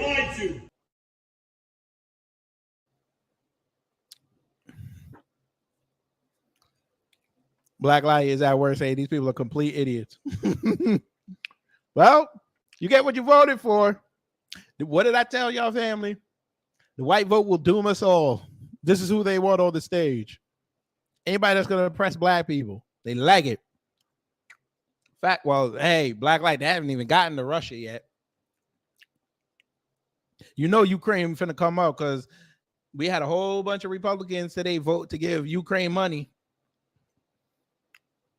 including Mr. Welfare State himself, Mitch McConnell. I might put it in the poll. I'm going to do a poll. Who leading? I'm going to put ramen noodles. I think I'm going to put ramen noodles, Niggy, Chris Christie, and I'll put Burgum because I'm going by who's talked the most. And then, well, that's right. They only give me 5 options. Give me 4 options. Okay. We'll do ramen noodles. We'll do Nikki. I'll do Chris Christie, and I'll say other.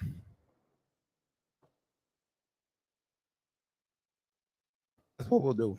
So I put that poll in the chat. Well, yeah, in the chat. Oh, Brooklyn Queen, you can't do that. We finna help it's you. It's a round. It's a rap for your round and a rap for your round. I'll let a round rap around every rap around till it's rap around. This rap around. I'll rap around a round rap. I'll let a round rap around. How you gonna get around that? How you gonna? Facts.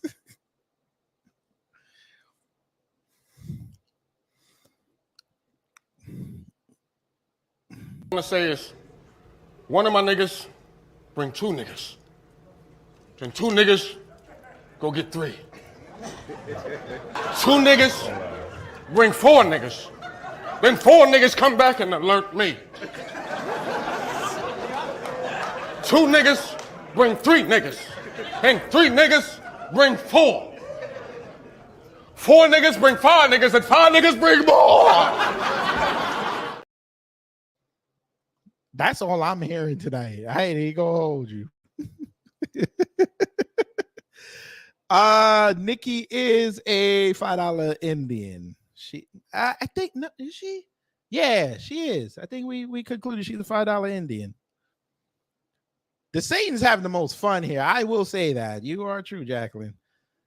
I know he's sweating a lot, but he's having the most fun here because he's getting the most questions. I think they figured out he's not getting enough questions from the last time. All right, let's see. Are y'all gonna go back or are y'all gonna do a commercial? Because RNC needs money because they're broke. And I gotta help Larry Elder bitch some more. debate, and let's get back to our questions, Governor Haley. American students, they are in academic trouble. They have lower scores in math and reading. There's chronic absenteeism. That's at record highs. And this has even been Leslie called Bless. education homicide. You say school choice is the answer, but South Carolina, your home state, still has not enacted universal school choice, and even the current expansion won't Damn, be they fully just X'd out implemented Tim until Scott. He ain't even 2027. talking. Parents can't wait 4 years for a fix. So what would you do right now? Well, and school choice isn't the only answer, but I'll tell you, it's not out of a lack of trying that we didn't try and get school choice in South Carolina.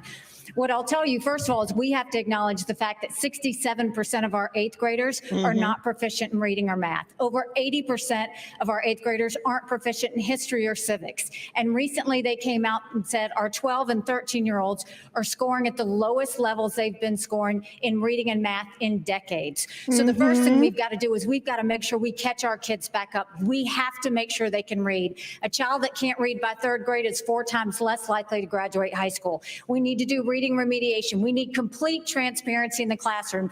No parent should ever wonder what's being said or taught to their child in the classroom. We need to make sure that we have school choice so that there's competition. We need to move all the programs from the federal government down to the states and let states decide what education looks like in their states. Right. And we need to start. You know what's funny? Every time they mention something about getting rid of all these departments on the federal level and kick it back to the states, it sounds like they just want to do less work. Really bring in that parental involvement, that's when we'll start to see a difference. But we've got to get parents back included. We've got to quit spending time on this DEI and CRT and instead focus on financial literacy, on digital literacy, and on making sure that our kids know what they need to do to have the jobs of the next generation. On the subject of education, a question for Governor Christie. Students in your state are getting high marks on their report cards, but minorities are not doing well with math and reading. Black and Hispanic students averaging 29 points lower than white students in New Jersey.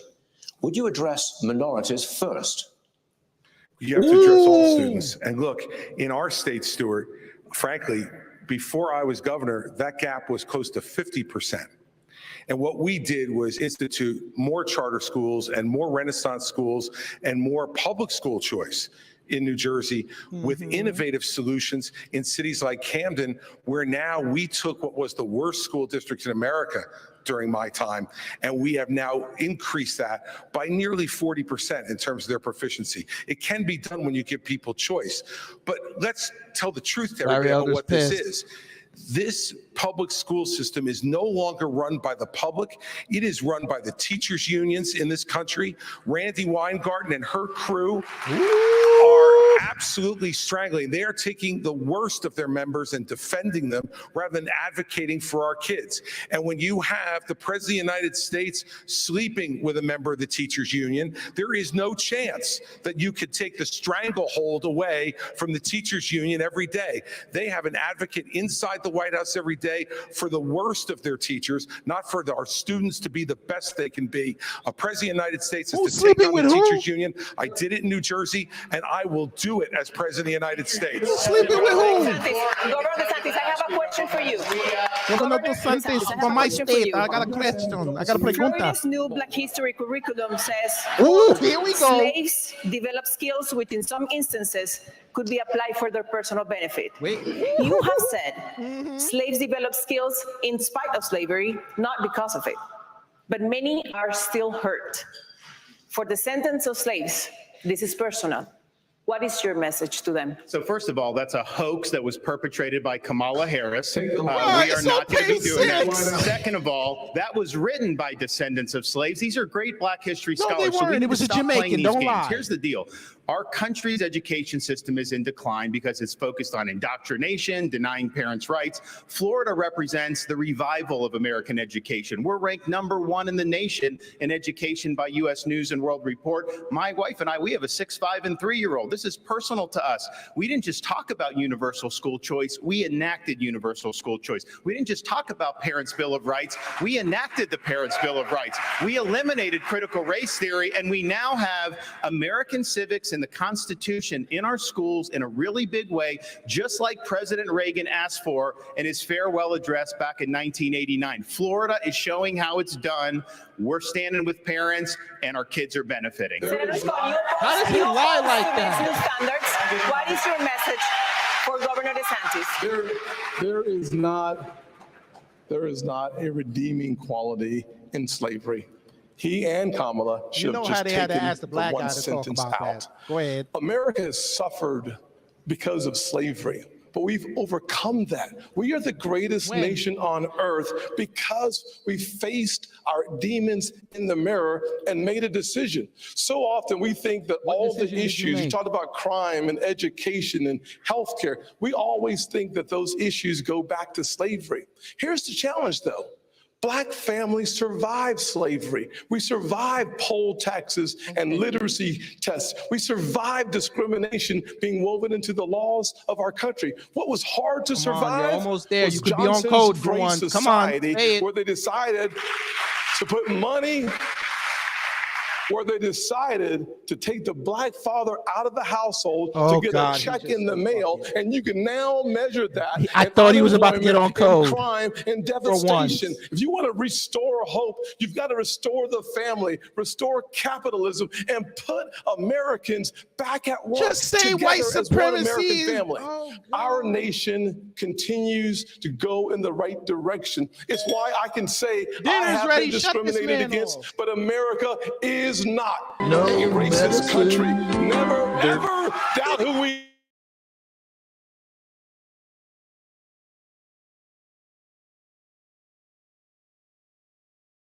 I'm going to have a question for you, Mr. Ramaswamy. Over 10.7 million students in over 18,000 public schools nationwide have the ability to change their identity without parental notification. He's done. Governor Christie told Stewart last week that he would pass a federal law to protect parental rights. Would you try to do the same? I have to be very clear about this. Transgenderism, especially in kids, is a mental health disorder. He's done. We have to acknowledge The the truth of LGBT that going for for what it Vivek is. tonight. I met 2 young women early in this campaign. Specifically on parental rights in schools. Parents have the right to know. And you know what the hypocrisy of this is? Even New Hampshire failed to actually get past a piece of legislation here. The very people who say that this increases the risk of suicide are also the ones saying that parents don't have the right to know about that increased risk of suicide. And I'm sorry, it is not compassionate to affirm a kid's confusion. That is not compassion, that is cruelty. I met 2 young women, Chloe and Katie, early in this campaign, who are in their 20s, now regret getting double mastectomies and a hysterectomy. One of them will never have children. And the fact that we allowed that to happen in this country is barbaric. So I will ban genital mutilation. You know with why? chemical Because he's castration under the age of 18, and parents have absolutely. You know why, Maxwell? Because I figured the slavery question, he's the only black guy on there. You at least talk about that. Absolutely have to follow that through. Governor We Burgum just to stand follow for up on parental this rights. because Yes. you in your state you do not have a law that says parents can't be notified, but you want to be president. Would you try to pass a federal law to say parents have that right? I think this is a state's issue, but I do want to say something because all night long we've been talking about issues about how it's broken in Washington, and I respect all of the people on the stage here for their 100+ years of public service. Thank you. Damn. But the reason why we're not talking about education or healthcare or safety being a problem in North Dakota is because we have a business leader. I've got more experience as a business leader than I think this whole group combined. You're I in know that I've created more isolated jobs than state. everybody Cut it else out. on That's the stage, reason. thousands of high-paying jobs that have real Nobody meaning. checking for So as a North business Dakota leader, you except come for in hockey, and you treat sir. the Cut it taxpayer out. like a customer. So Oh, in I North kinda Dakota, lied. You instead of sold fighting with the land to the teachers unions, Chinese. we actually Never created a K-12 coordinating council. Everybody gets in the room and the customer is But you He the is do the understand governor that of this North is an Dakota. issue that many people in America really are concerned about, worried about parents and notification in schools. Yes, and that's why we have 50 platforms of innovation. That's why we have states. There are certain things the federal government is supposed to do. It's not the Department of Education that needs to be assembled. We got to move it back to states. Do what we did in North Dakota. Instead of like, oh, here's a choice school and here's an old school, the old way with the teachers union, the kids are trapped. We made every school in North Dakota an innovation school. Every school got out from under the red tape, and the things that help teach the values that we're trying to get, like 4-H, like FFA, like Boy Scouts, they can get credit for all of that stuff in North Dakota. And by the way, North Dakota is now at the top of the median SAT scores in the country right now. Vice Vice President Pence. Somebody from North Dakota the followed Department of his Homeland ass. Security warns that violence against LGBTQ plus people is on the rise and intensifying. According to Not a black recent study, people, all right. members of that community are 9 times more likely to be victims of violent hate crimes. As president, how would you protect this community from violent attacks and discrimination? Well, as President of the United States, I'll stand up for the safety and the civil liberties of every American from every background. And I want the American people to know that. But I want to answer the question as well, Dana, that you just asked Doug Burgum. Because by way of full disclosure, Chris, you mentioned the president's situation. My wife isn't a member of the teachers union, but I got to admit, I've been sleeping with a teacher for 38 years. And for full disclosure, look, education is a state and local function. The state of Indiana had one of the very first school choice programs in the country. And when I was governor of the state of Indiana, we doubled it. And as to your question, Dana, let's be very, very clear. When the Linn-Mar Community Schools in Iowa had a policy where you had to have a permission slip from your parents to get a Tylenol, but you could get a gender transition plan without notifying your parents. I weighed in with a foundation. That's not bad policy. That's crazy. We're going to stand up for the rights of parents, and we're going to pass a federal ban on transgender chemical or surgical surgery anywhere in the country. We've got to protect our kids from this radical gender ideology agenda. Ready. And we've got to empower parents at the state level with the ability to choose where their kids go to school, whether it's public, private, parochial, or homeschool. You empower parents, and our schools will straighten up and reflect our values and focus on the basics faster than you could possibly imagine. What the hell did he just say? Can I just say one thing? China is investing. If you talk over everybody, we lose time. China is investing heavily in their tech companies. $280 billion every year on semiconductor research and development. That is 1 CHIPS Act per year. Governor DeSantis, you say companies like Google and Meta have too much power. Doesn't going after them give China an edge? No, I think you look at how our societies develop, they have huge amount of power over our society. They've cracked down on free speech. We're not saying you don't want them to do business, but you want it to be a free market. And right now they're monopolies. But this issue of China, I think, is really going to be fundamental.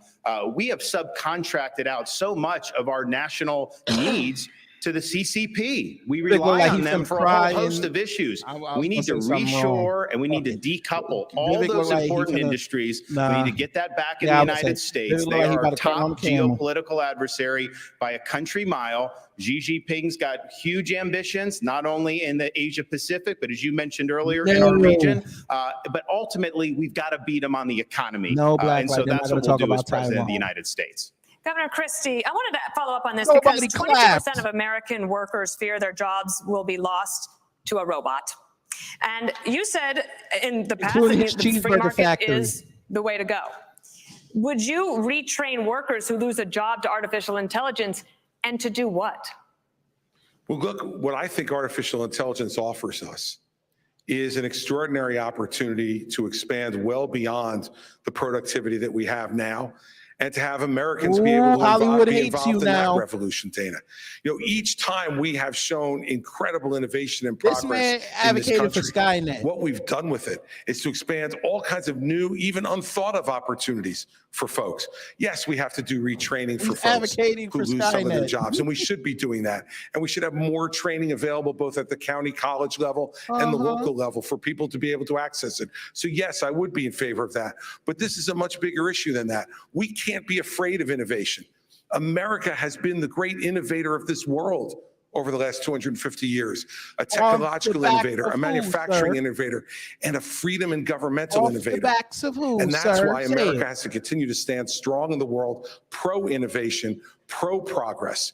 And I will tell you this, as President of the United States, what I will do is to make sure that every innovator in this country gets the government the hell off its back and out of its pocket so that it can innovate and bring great new inventions to our country that will make everybody's lives better. Okay, black people made something cool and y'all stole the patent. TikTok is banned on government-issued devices because of its ties to the Chinese government. Yet you joined TikTok at a dinner with boxer and influencer Jake Paul. Should the commander-in-chief be so easily persuaded by an influencer? Oh, shit. So the answer is I have a radical idea for the Republican Party. We need to win elections. And part of how we win elections is reaching the next generation of young Americans where they are. So when I get into office, I've been very clear. Election's going to be Kids decided on under the social age media. under the age of 16 should not be using addictive social media. We're only going to ever get to declaring independence from China, which I favor, if we actually win. So while the Democrats are running rampant, reaching the next generation 3-1, there's exactly one person in the Republican Party which talks a big game about reaching young people, and that's me. And let me level with all of you. I'm the new guy here, and so I know I have to earn your trust. What do you see? You see a young man who's in a bit of a hurry, see a scam maybe a little artist. ambitious, bit of a know-it-all, it seems at times. I'm here to tell you, no, I don't know it all. I will listen.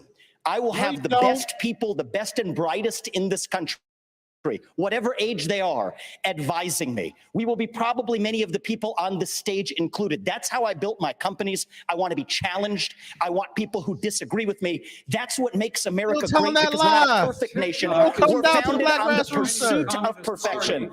That is what makes America great. And that is why we will end it once we win this election. I have to jump. I have to jump in here. I'm sorry. I have Here we go. There's one person on this. This is infuriating because TikTok is one of the most dangerous social media apps that we could have.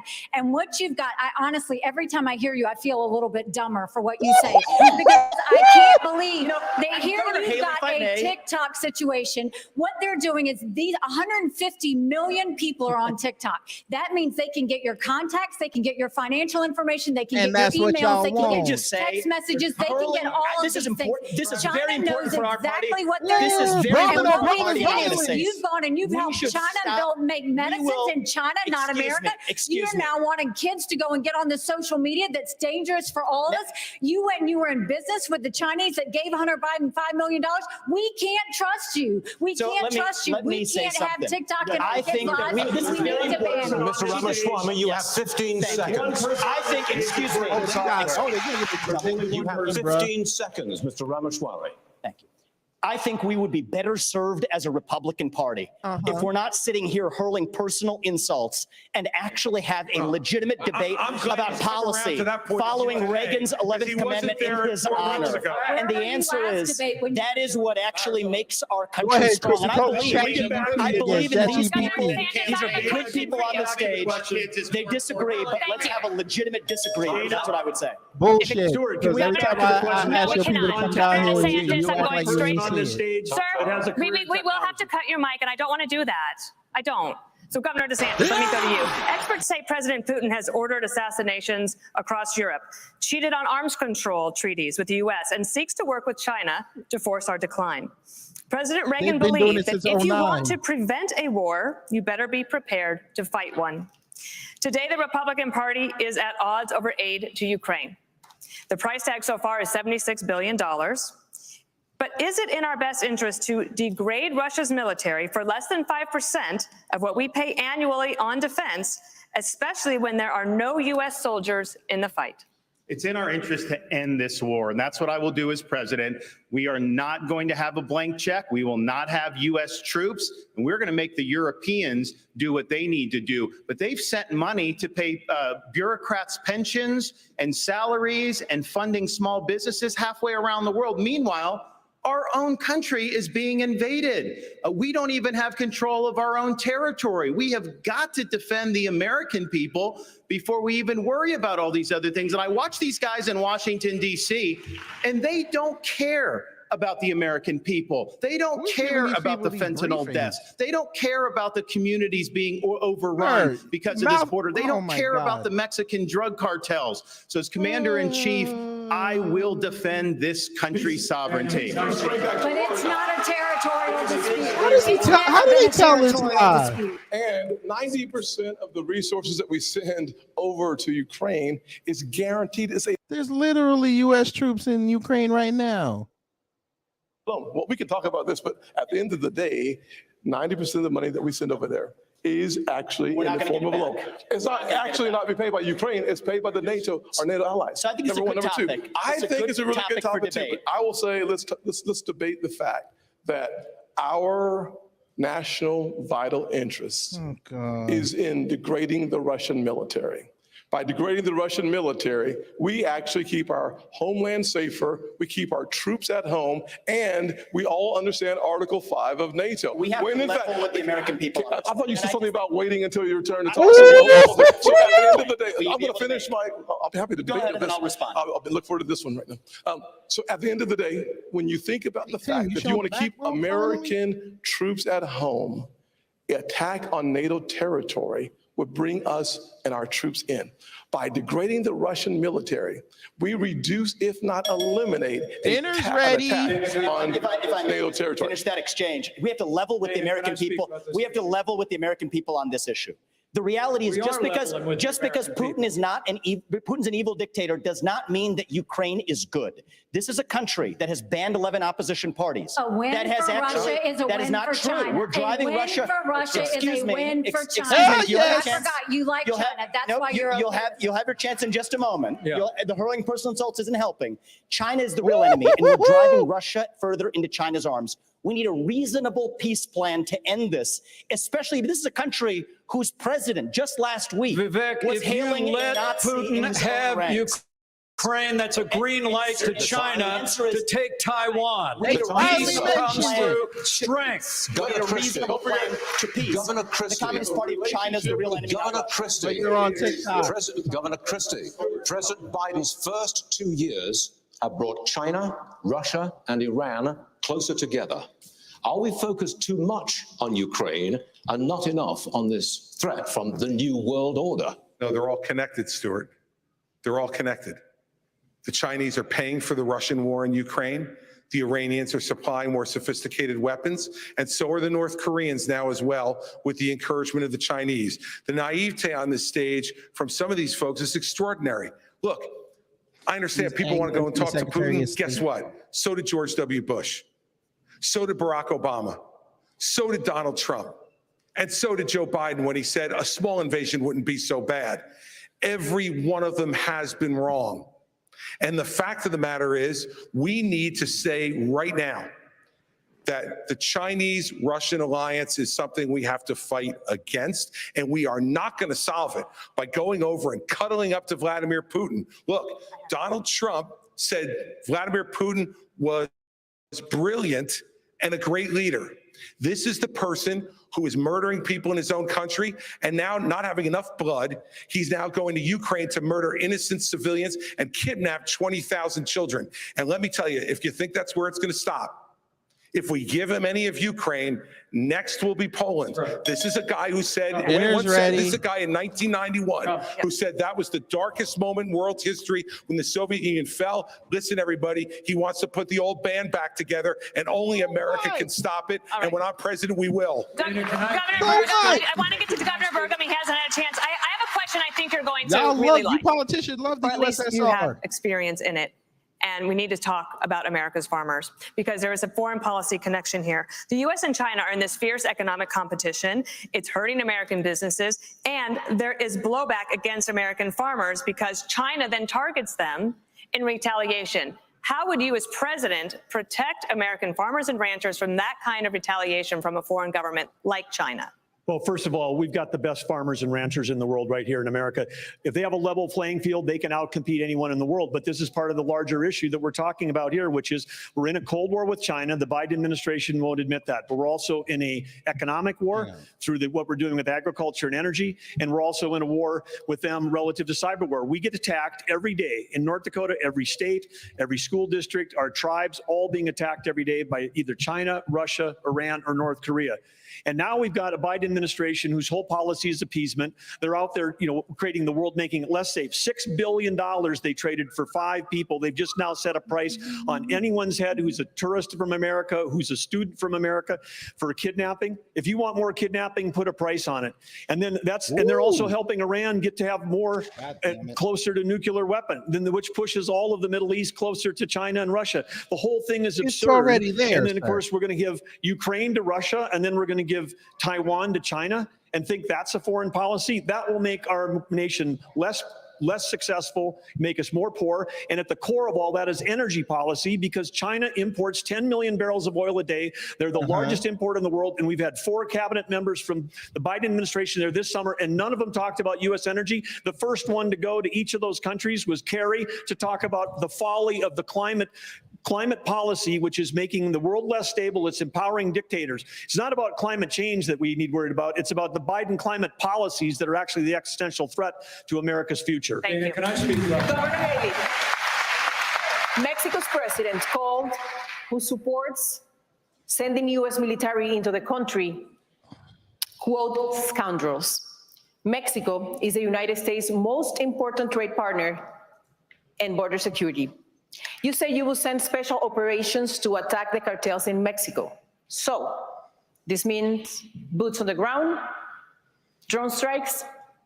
It means special operations. It's how we deal with our terrorists. And what you need to do is understand that Mexico's not being a good partner if we lost 75,000 Americans last year. Mexico's not being a good partner if they're letting the cartels get away with what they're getting away with. What we will do is we will make sure that we send in our special operations, and we will take out the cartels, we'll take out their operations, we'll take out anything that's doing it. But we're going to go after China, because China is the one sending the fentanyl in the first place. And we will end all normal trade relations until China stops sending fentanyl. And then we'll do the special operations, and we'll get it from both sides. This is where President Trump went wrong. He focused on trade with China. He didn't focus on the fact that they were buying up our farmland. He didn't focus on the fact that they were killing Americans. He didn't focus on the fact that they were stealing $600 billion in intellectual property. He didn't focus on the fact that they put a spy base off our shores in Cuba.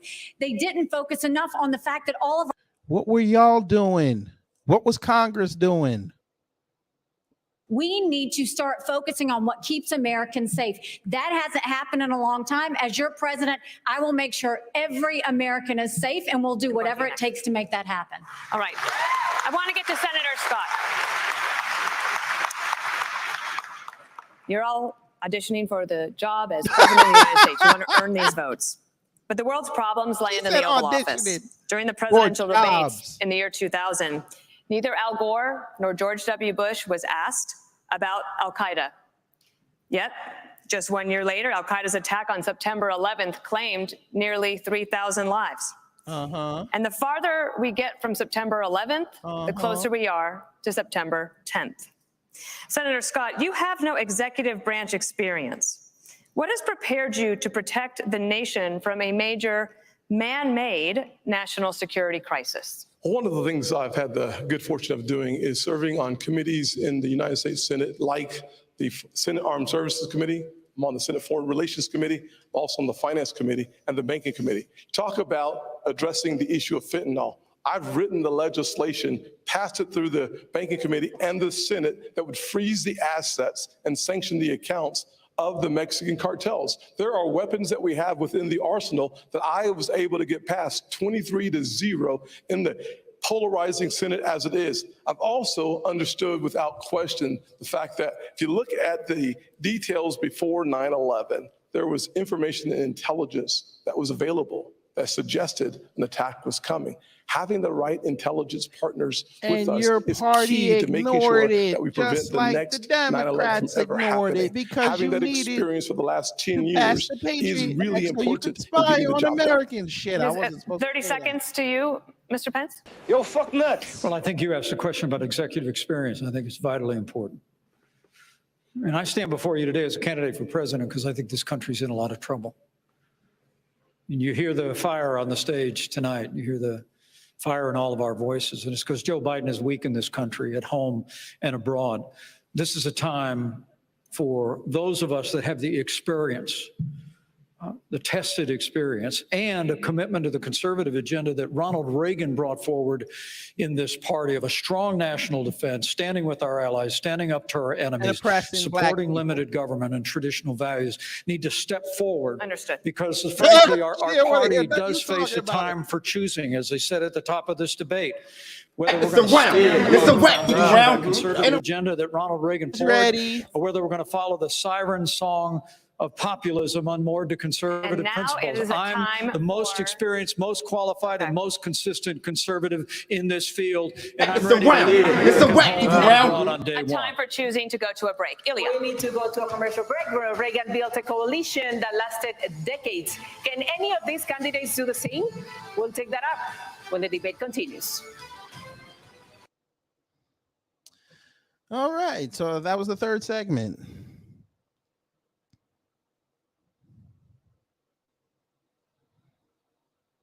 I told y'all bitches I had dick at the bottom and titty at the top, bitch, from day one when the door fucking opened. Nikki Haley is whooping their ass right now, and I can't believe I'm saying that. Nikki Haley has been the most consistent person on that stage all night. Okay, for all of y'all that keep asking about BRICS, they are not going to mention BRICS for one simple reason. Most of America does not know about BRICS. If you mention BRICS right now, nobody's going to go vote because they're already going to give up.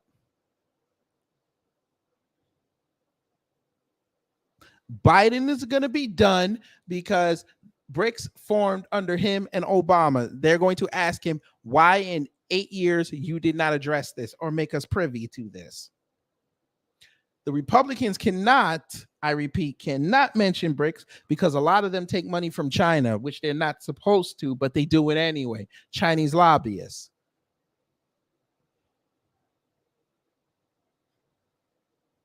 And they're also going to have to admit that trying to take back the White House, they have no solution for it. See, the Democrats can pull plausible deniability for a little while, at least. The Republicans, BRICS says they literally just had a summit, and we know the White House wasn't going to say anything about it. The Republicans should have pounced on it, but again, it would have made them look bad because a lot of them are senators and governors. They get those briefings, so they know BRICS is a problem. BRICS literally has farmland in North Dakota right now. So, Doug Burgum, you going to have to answer to that.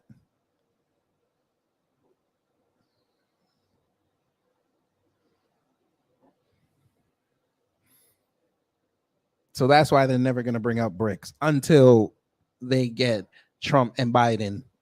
And then they're going to hammer Trump with it and then skate around with Biden.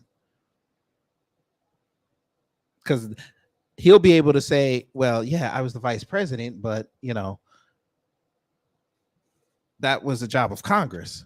And all the shills are going to be outside saying, yeah, that was on Obama. Joe Biden was just the vice president.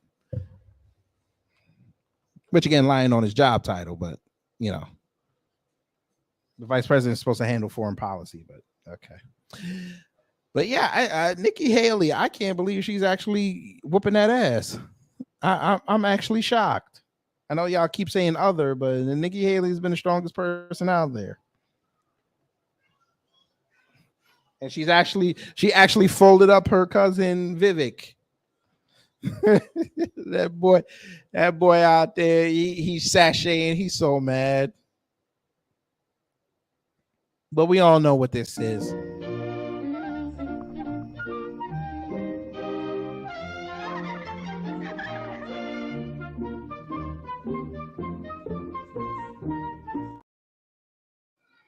That's what that is. That's us in the back as B1 looking at the Democrats and Republicans sitting there dancing, playing musical chairs to see who's going to be in the Oval Office. Well, spiritually awakened, she's doing what she's supposed to do. She's a woman. She's doing what she's supposed to do. She's supposed to yell so everybody can hear her. They're back. Damn, it got dark there quick. It's only 7:30. Welcome back to the Republican primary debate here at the Reagan Library. We've got a lot more issues to cover and a lot more questions to go. So let's dive right back in. We're here in California, where gas is nearing $6 a gallon. Oil is close to $100 a barrel again. You say, drill, baby, drill. But the courts won't let you. Mr. Ramaswamy, how would you bring down prices without immediate drilling? Well, look, I think that we do have to run through the courts. Tell them about the toys. Through that administrative state to make sure we're using the natural resources here at home. But here's the other thing that we can do that's easy. Forever, Mr. Ramaswamy. And it addresses the national debt as well as brings down prices. Put people back to work. We are using taxpayer money to pay people more to stay at home than to go to work. That is wrong. That contributes to our supply chain crisis. It contributes to inflation. That's the easiest way to unlock this economy. And here's the other thing. We have to put the Federal Reserve back in its place. This is an agency that has gone rogue. So in January 2026, when I have the opportunity as their next commander-in-chief, we will have a new chairman of the Federal Reserve who places priority on dollar stability. And then most importantly, send packing. Excuse me, sir. You mean January 2025, not 2026. What the?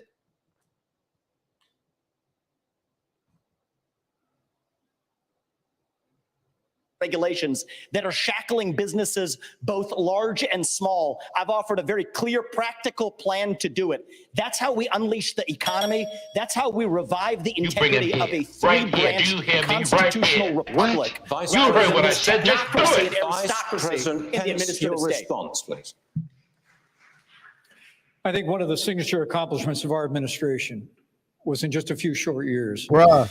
We achieved is flustered. Energy independence. We became a net exporter of energy for the first time in 75 years. Facts. We'll give you all that. But on day one, Joe Biden declared a war on energy, which was no surprise because when Joe Biden ran for president, he said he was going to end fossil fuels. And they've been working overtime to do that ever since. If I'm president of the United States, we're going to open up federal lands. We're going to unleash American energy. We're going to have an all-of-the-above energy strategy. And I have a plan that actually would not only reclaim energy independence, but in 2006, America lost our position as the leading energy producer on earth. I believe in the next 10 years, with the right policies and experienced leadership in the White House, we can reclaim our role as the leading energy producer on earth, and that'll grow the American economy for generations to come. You could literally do it in two. Governor Haley, reaction to that, please. The only person who's leading an energy state, could I answer the energy question? No, Governor Haley. No. So, the first thing I'll say is what I saw at the United Nations is energy security is national security.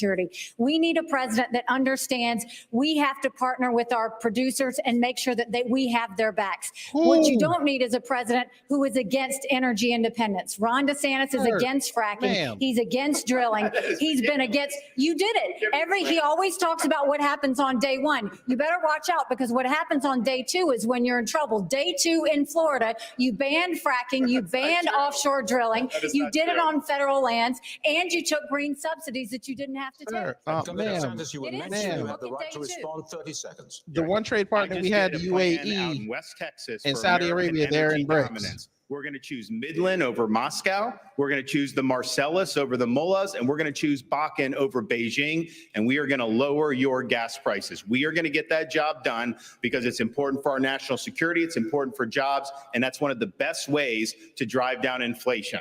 Governor DeSantis, Governor DeSantis, so the only answer to that, because this is Governor ridiculous. DeSantis, this question is for Florida, you. Our voters enacted a constitutional You amendment banned it before they doesn't voted. allow. No, it's not true. You banned it before they voted, and not only that, they didn't vote on fracking. Totally fracking. wrong. They voted it Check in. it. That's Check what we it. did. Onshore, we do it in Florida. We don't have as much as maybe West Texas, but we do it. But that was a constitutional. So that's just wrong. And let's just get real here. My plan will get the job done. We are going to be energy dominant, and that's what's going to happen. And the voters didn't even vote on fracking, and you banned We are fracking. moving on with this question for Governor DeSantis. Governor, excuse me, we Knob cannot slobbing. talk over each other. We must respect each other's time. My apologies for that. I'm ready. Cut them Governor mics. DeSantis, this is your question. The Biden administration is hell-bent on student loan forgiveness. Here we go. But you say colleges should be on the hook when graduates cannot pay their debt. How does that address the cost of college? How does the cost of college itself? Because the colleges are going to have to make a decision. Do we expand the gender studies department, knowing some of those graduates may not have great learning opportunities? No, they're going to focus on the things that really matter. They're going to make different choices. They're going to try to graduate people in 4 years. I also just want to come back to something Dana asked last segment about 9/11, because I was just at the 9/11 memorial with the families. My wife and I were invited. It's very touching to be there, and it affected my life because I ended up joining the military as a result of that. I've been a blue-collar kid, minimum wage in Dunedin, Florida. I ended up getting through Yale and Harvard Law School and somehow came out more conservative than when I went in, and that is not easy to do. Had a lot of opportunities to make money, but I wanted to serve, and I'll never forget coming back on the plane from Iraq, landing in Coronado, California, North Island, and feeling that breeze off the Pacific Ocean and say, you know what? I am lucky to have been born an American, and I think being able to serve, and I'll be the first president elected since 1988 who's actually served overseas in a war. I think that's going to help me as commander-in-chief to know how you see these issues and understand that there are real lives at stake for people that wear the uniform. And we know that Governor Haley's husband is serving right now as well, and we thank him for that. Senator Scott, the national debt has nearly doubled in your time in office. The approval rate for Congress is at a mere 19%. If this were a business, you'd probably all be fired in Washington, Yes, but you're sir. here tonight looking for a 2024, promotion. y'all In all 2013, gone. Governor Haley I don't hired live in you for the Washington. Senate. I'd like you to tell her why you should be promoted to CEO of the nation instead of her. Certainly. One of the things I'd say is if you look at our national debt of $33 Wow. trillion, You see what they did? I would South love to Carolina have is the an most powerful opportunity state to for voting, have this and they're country turning them on now. pass a balanced budget amendment. That would constrain the spending in Washington in the same fashion that it does in every state in our nation, number one. Number two, if you want to actually reduce our national debt, you have to grow our economy. In order to grow our economy, you need to create about 10 million jobs to grow our economy at 5%. When You did can he do that turn in three moderator? specific sectors. Number one, the energy sector. We could create between 3 and 3.5 million jobs if we unleashed all of our energy resources. America is the most we're the look like richest you wanna country kick this if you nigga combine in the coal, head. gas, and oil. No, Why I not tell a lie. unleash You wanna all headbutt of our this motherfucker. resources? Number two, we've lost 100,000 factories. 100,000 Why you acting factories like she in the last did it? 25 years. If we continued on my Made in America plan, we could bring jobs back to America in a similar fashion that we did when I wrote the Tax Cuts and Jobs Act.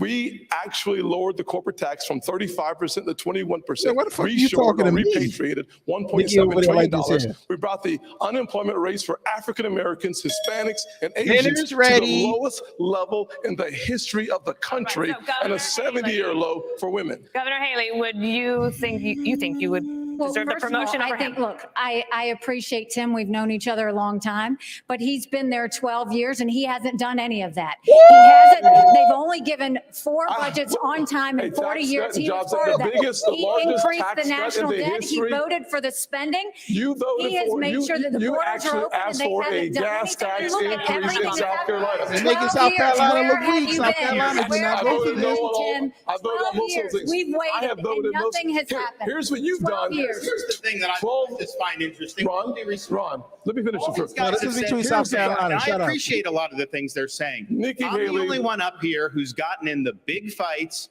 and has delivered big victories for the people of Florida. And that's what it's all about. You can always talk, but when it gets hot in there, when they're shooting arrows at you, are you going to stand up for parents' rights, keep the state free? Are you going to be able to do all those things? And in the state of Florida, because of our success, the Democratic Reverse Party lies downstate. in ruins. We have won the big fights. We have downstate. turned our state into a Republican state. People respond to leadership. I've done it while others have talked about it. CEO, we actually have a CEO of the White House, which is what I think we need. If I may just briefly interject here, we need a zero-based budgeting. That's the way businesses are actually Tax run. cuts. Start with zero as the baseline for the budget, and then see what's actually necessary.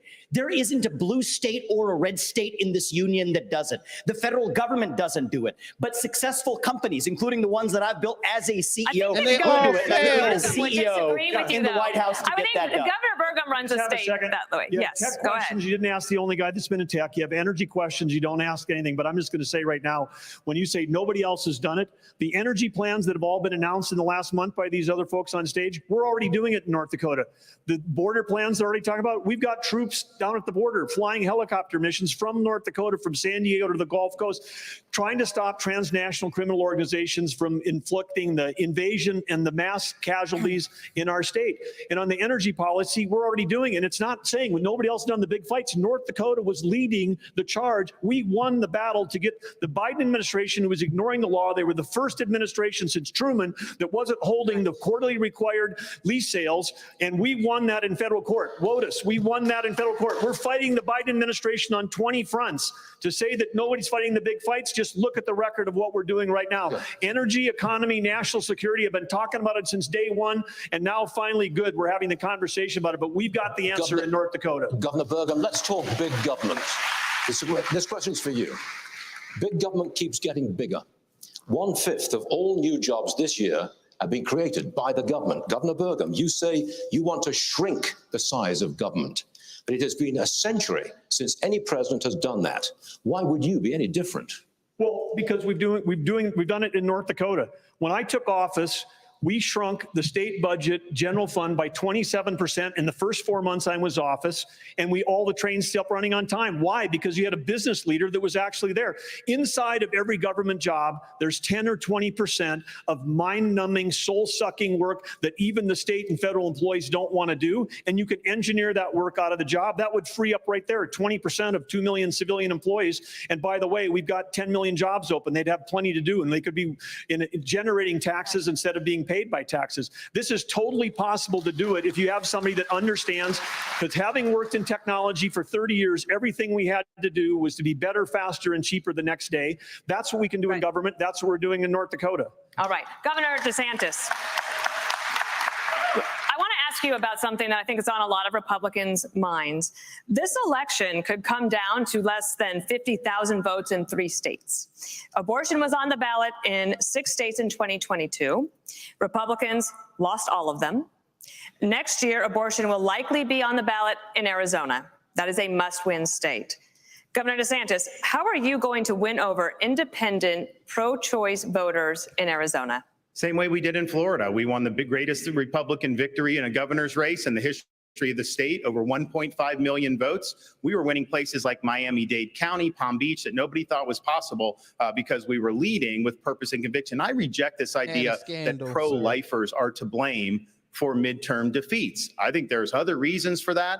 The former president, he's missing in action tonight. He's had a lot to say about that. He should be here explaining his comments to try to say that pro-life protections are somehow a terrible thing. I want him to look into the eyes and tell people who've been fighting this fight for a long time. My wife and I earlier today were at the gravesite of President and Mrs. Reagan, and I noticed that there was a quote where it says, every single person has purpose and worth.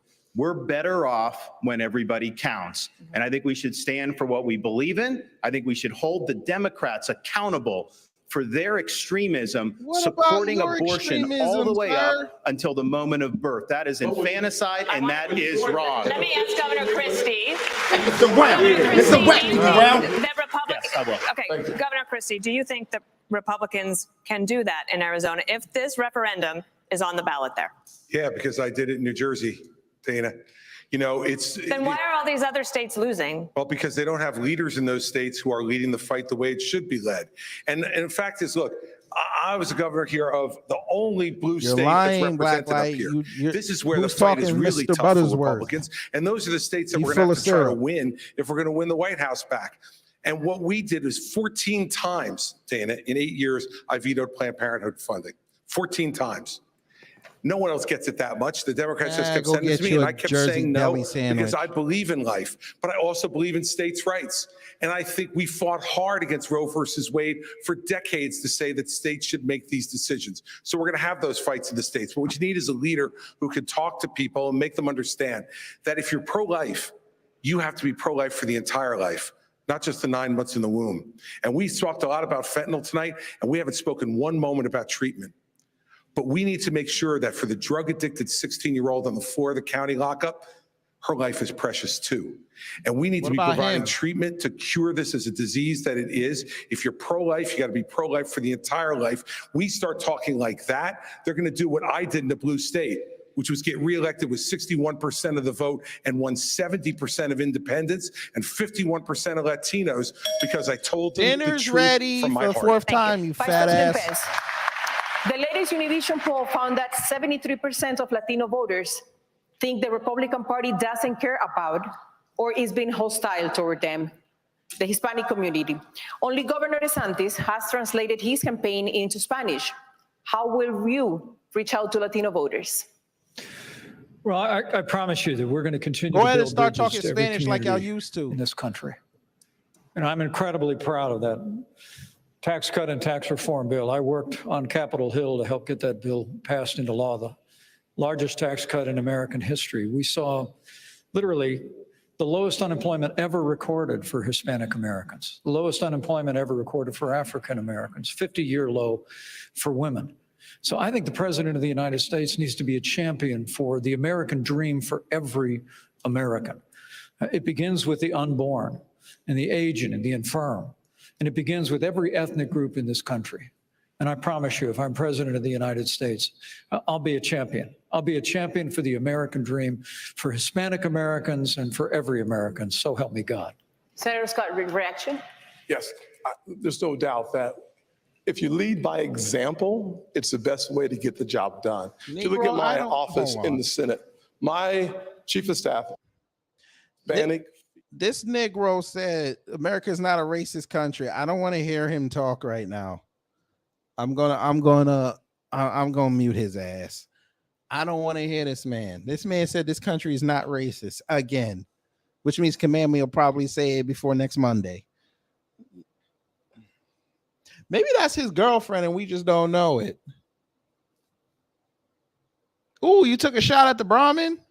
Maybe we have to go back up on this. On this gallon in South Carolina as the UN ambassador.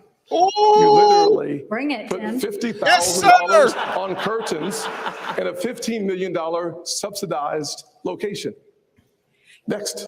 You got bad information. First of all, I fought the gas tax in South Carolina multiple times against the establishment. Just go to YouTube. Against the Oh, establishment. shit. And you want to know what that 10 cent was? When they wouldn't pass the gas tax, the establishment and the companies wanted me to do it so much that Oh, you're not gonna mess up now. Come on, we need this. Come on, let's get to the show. I said the only way I will Here's pass what you it have to if do. you will All you give have to us do- three. all you excuse have me, to do is go if you will watch give- Nikki Haley on YouTube.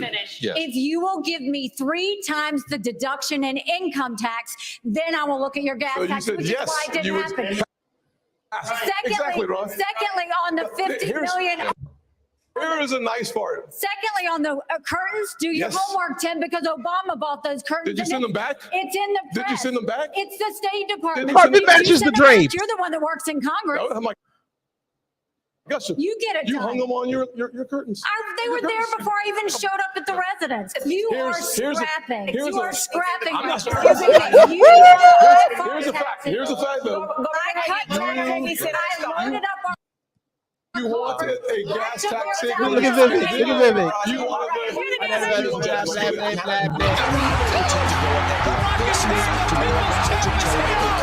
break. We'll have more We of a need Trump to second just Republican run debate it into a live run. We from need the Trump to do Reagan a run. Presidential Library in just a few moments. Oh, wow. I wonder if that plane is going to fall. Oh, my God.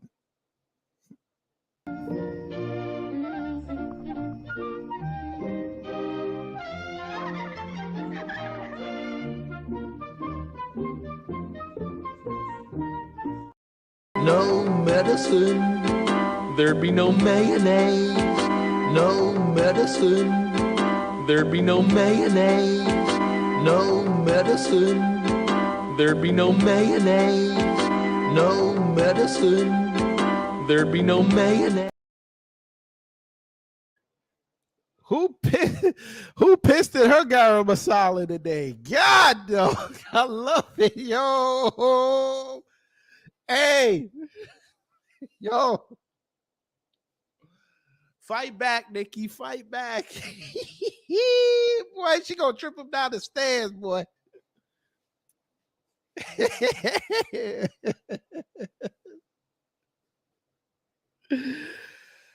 Oh God. I'm sorry, Phil. Boy.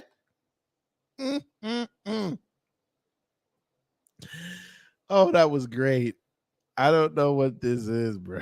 You're being lied to. Y'all joined the Discord yet? I'm sure y'all did. But if you didn't, we having fun in Discord. I started dropping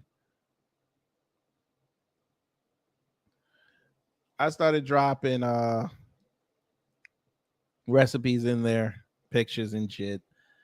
Make sure you join the Discord. I'm gonna put it in the chat. Make sure you join the Discord. It's a beautiful shit show, though, Jay Fields. This is a beautiful shit show, and I like it. Come on, please, Fox News. You'd be the greatest network if you just ask a question about reparations. We need that question. We need it. We need the question about reparations. We need this. Come on. You don't even got to mention New Black Media. It would be nice, but come on, let's go.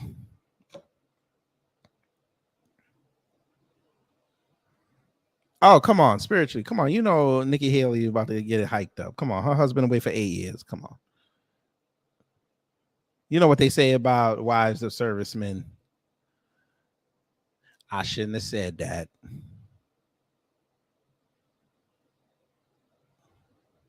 I know about 30 Shut minutes. your face right now.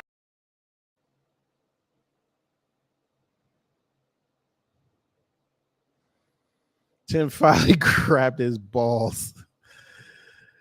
And Nikki reached over and took Vivek's. Who the hell is that? Is that Hannity?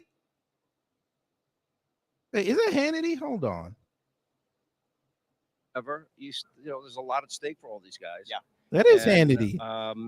You know, I like debates. I think a few of those people on the stage, I think, don't belong there. You would sharpen it up. I think it'd be sharpened up. I think the criteria should be a little more stringent, and I think as that happens, it'll be more of a conversation, and I think people get a little more deeply into the issue. So that was my take. No doubt. All right, we'll see you on the Pete internet. Hegseth right there on.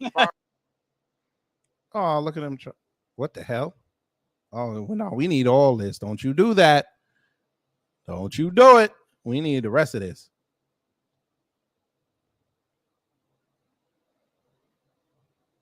Come on, let's get back to the show. Good on speeches. I expect talking points from about 2 or 3 others that are born and bred Washington. Yeah. All right, I'm going to have to toss it back.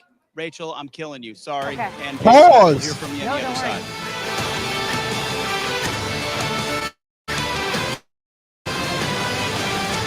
And welcome back to the final minutes. I could go another hour, but we only have a few minutes. And candidates, it's now obvious that if you all stay in the race, former President Donald Trump wins the nomination.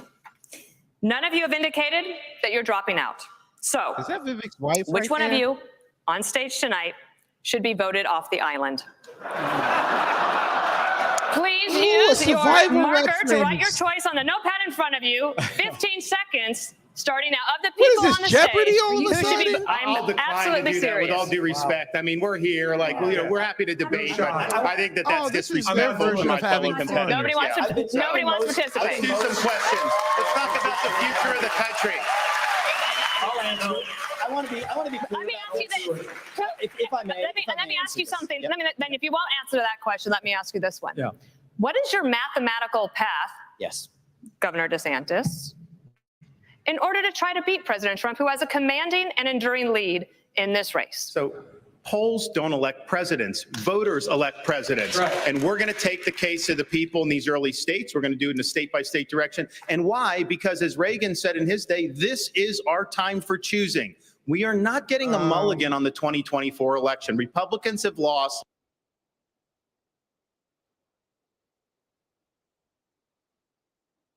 Larry Elder is trending.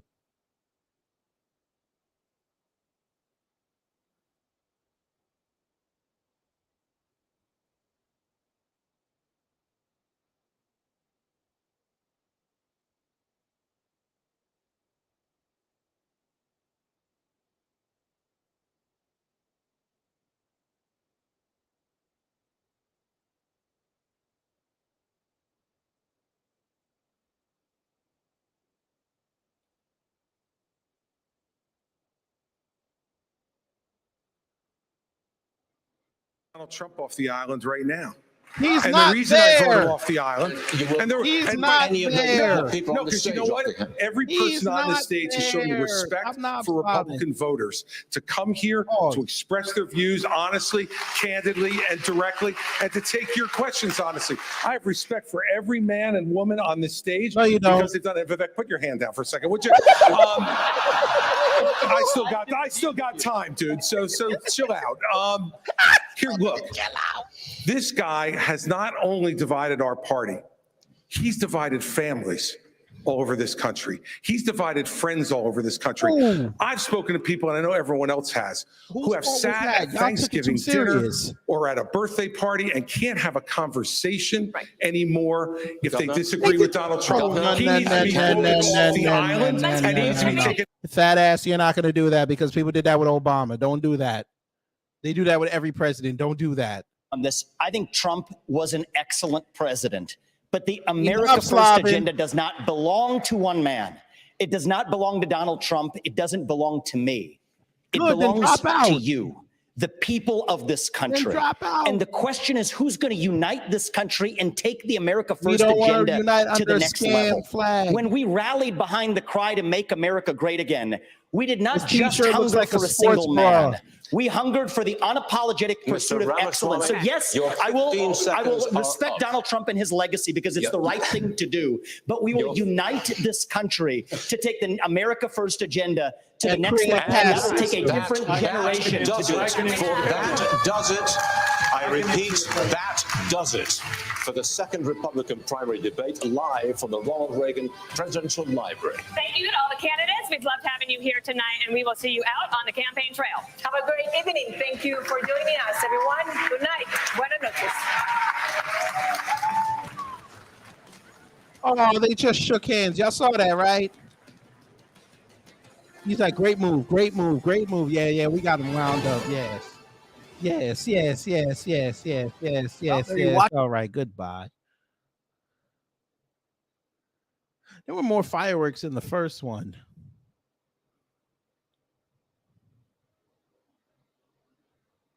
I mean, I get it. Again, this was what I call, of course, now my thing wants to freeze when I want to really start getting crazy. Brother. Come on. My thing froze. There you go. This is why I called it the second RNC debate, the second job interview. They were angling for what job they want. Nikki definitely wants to be Secretary of State. This is what she was angling for today.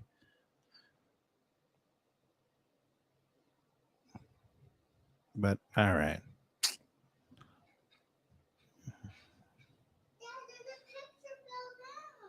Can I have it? Thank you. Oh, God. Let me go back to the poll one time. So y'all still have it other 57%. Second is Nikki Haley. Y'all actually picked ramen noodles over Christie? That's actually shocking. How many votes did it have? 35? Not bad. That was fun. That was quite fun.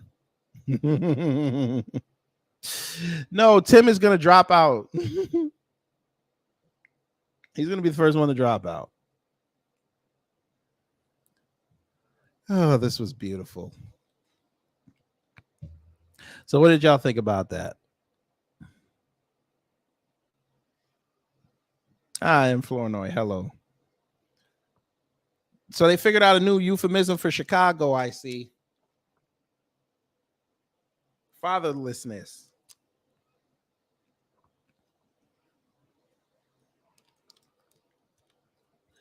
Yes, it's a funny shit show, but we got content out of it. That's fine, John Guillory. That's fine. You accidentally picked it. It's good. It's okay. So I'm going to, I can't wait to see CNN. I wonder if CNN already has where they lied at in this debate. Oh, they already have their analysis. I wonder if they have Crying Van Jones. I wonder.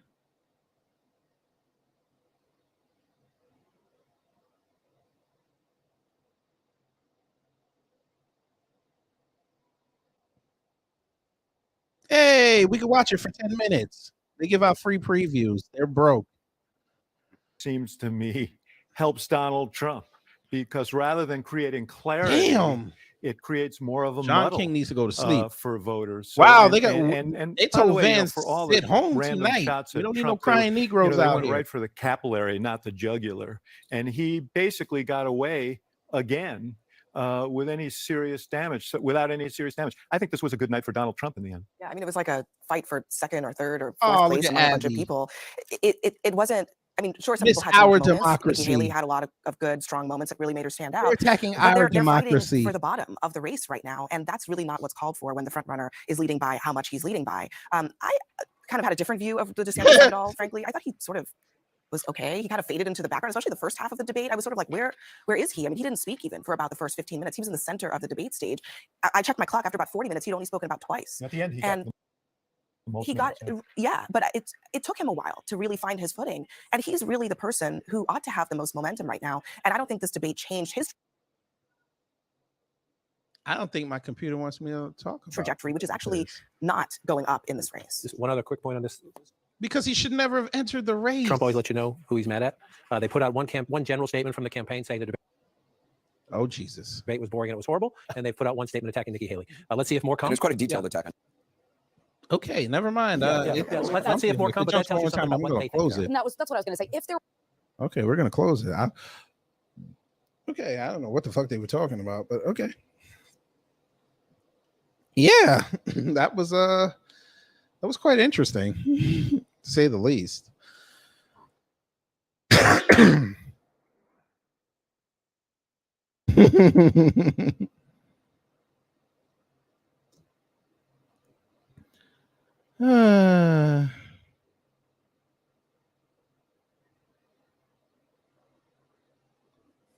That's interesting. They didn't even really talk about black people. Let me see if anything's happening on YouTube. If not, I'm gonna get out of here. Let's see.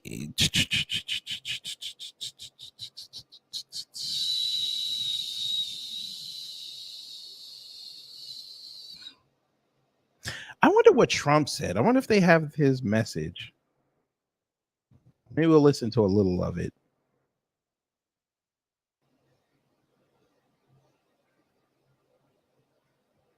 Oh, wow. I could have played it on YouTube. Oh, no, this is Fox Now. Never mind.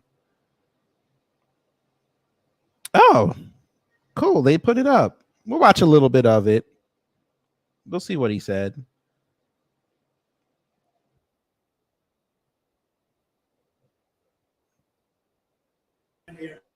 Thousands and thousands of people. Have you seen what's going on? Oh, it's an hour. You know what? I don't know when I could do this.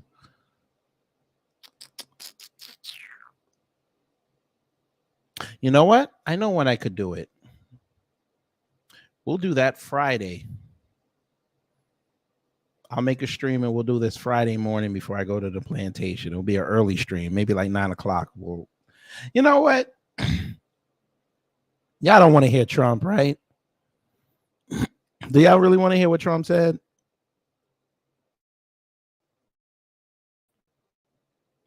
I know last time I played it, y'all were pissed. That motherfucker, we was on there for 40 minutes and he didn't even say anything.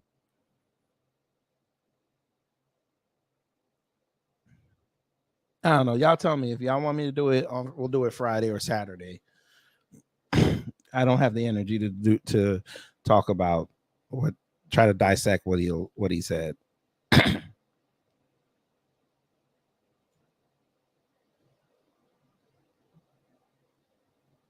My head hurts.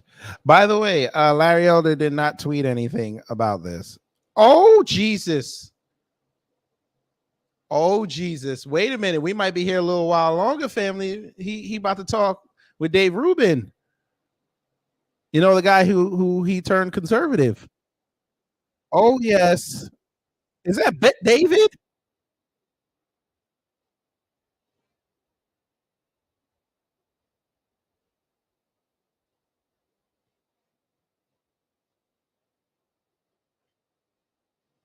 Whee! And you still didn't make the stage. I didn't even realize I was still subscribed to him. That is Patrick Bet David.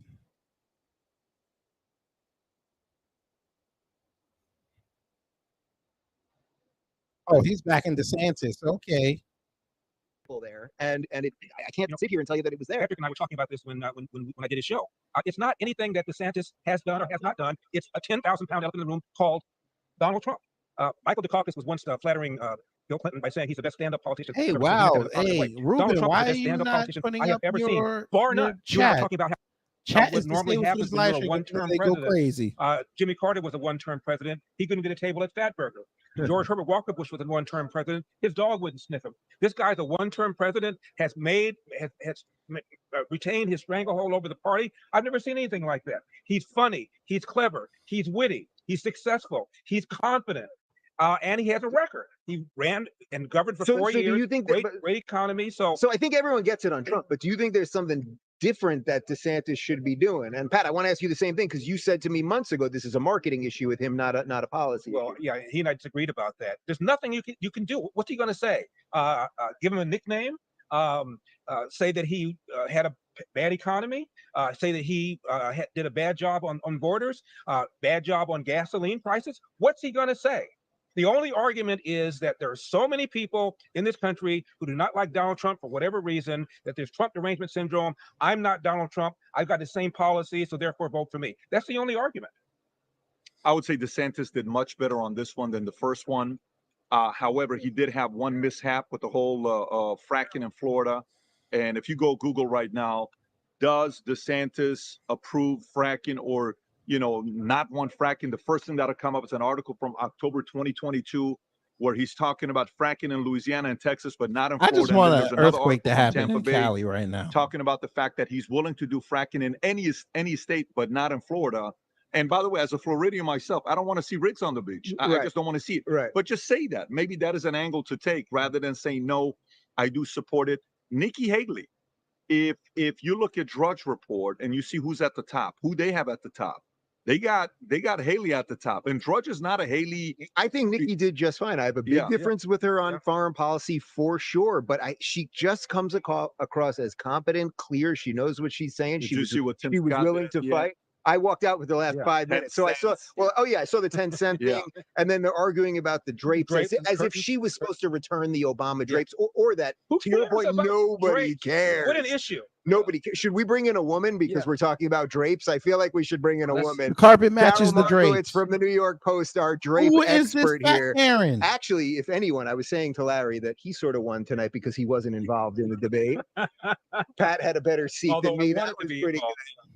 But you had the best seat for you guys watching at home. Carol was right behind who is the male moderator. You were right there. You were one of the two people right there. You could have stolen the show tonight. Like a little something. You made some faces. Like a Karen. Who is this other I'm getting a lot one? of Twitter comments. I was smirking, but that's just my face. So What's your takeaway as to what happened here? Nobody seems particularly impressed, to say the least. not getting. I mean, he's right. They needed Yeah. They're not getting anywhere. We're not answering any questions. Everybody's trying to land like the good line. I think Nikki did well landing those lines. I think DeSantis looked like the grown-up in the room trying to avoid the squabbling. But I don't know that these debates are getting anywhere. Oh God, my head hurts. Oh, I saw that, Torian. I did.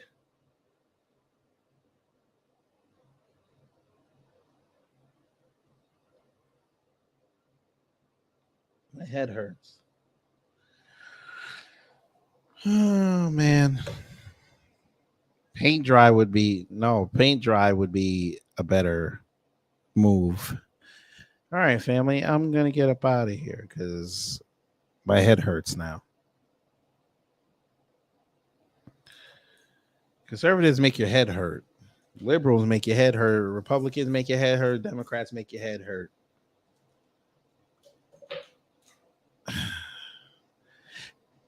Hey, Vivek, since you want to be I'll take the debate. I'll take the debate. I've emailed your people twice. Come down here. Get down here. You bring him here. Right here. Do you hear me? Right here. What? You heard what I said. Just do it. Get over here, sir. The hell. Right, Ricky. He tells me he had a father in his life, so I'm not gonna rob you.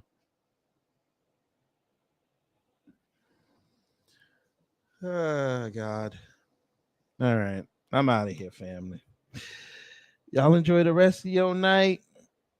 Take care, stay safe, and y'all know what to do when the agents of chaos come to mess up your day or as it is your evening.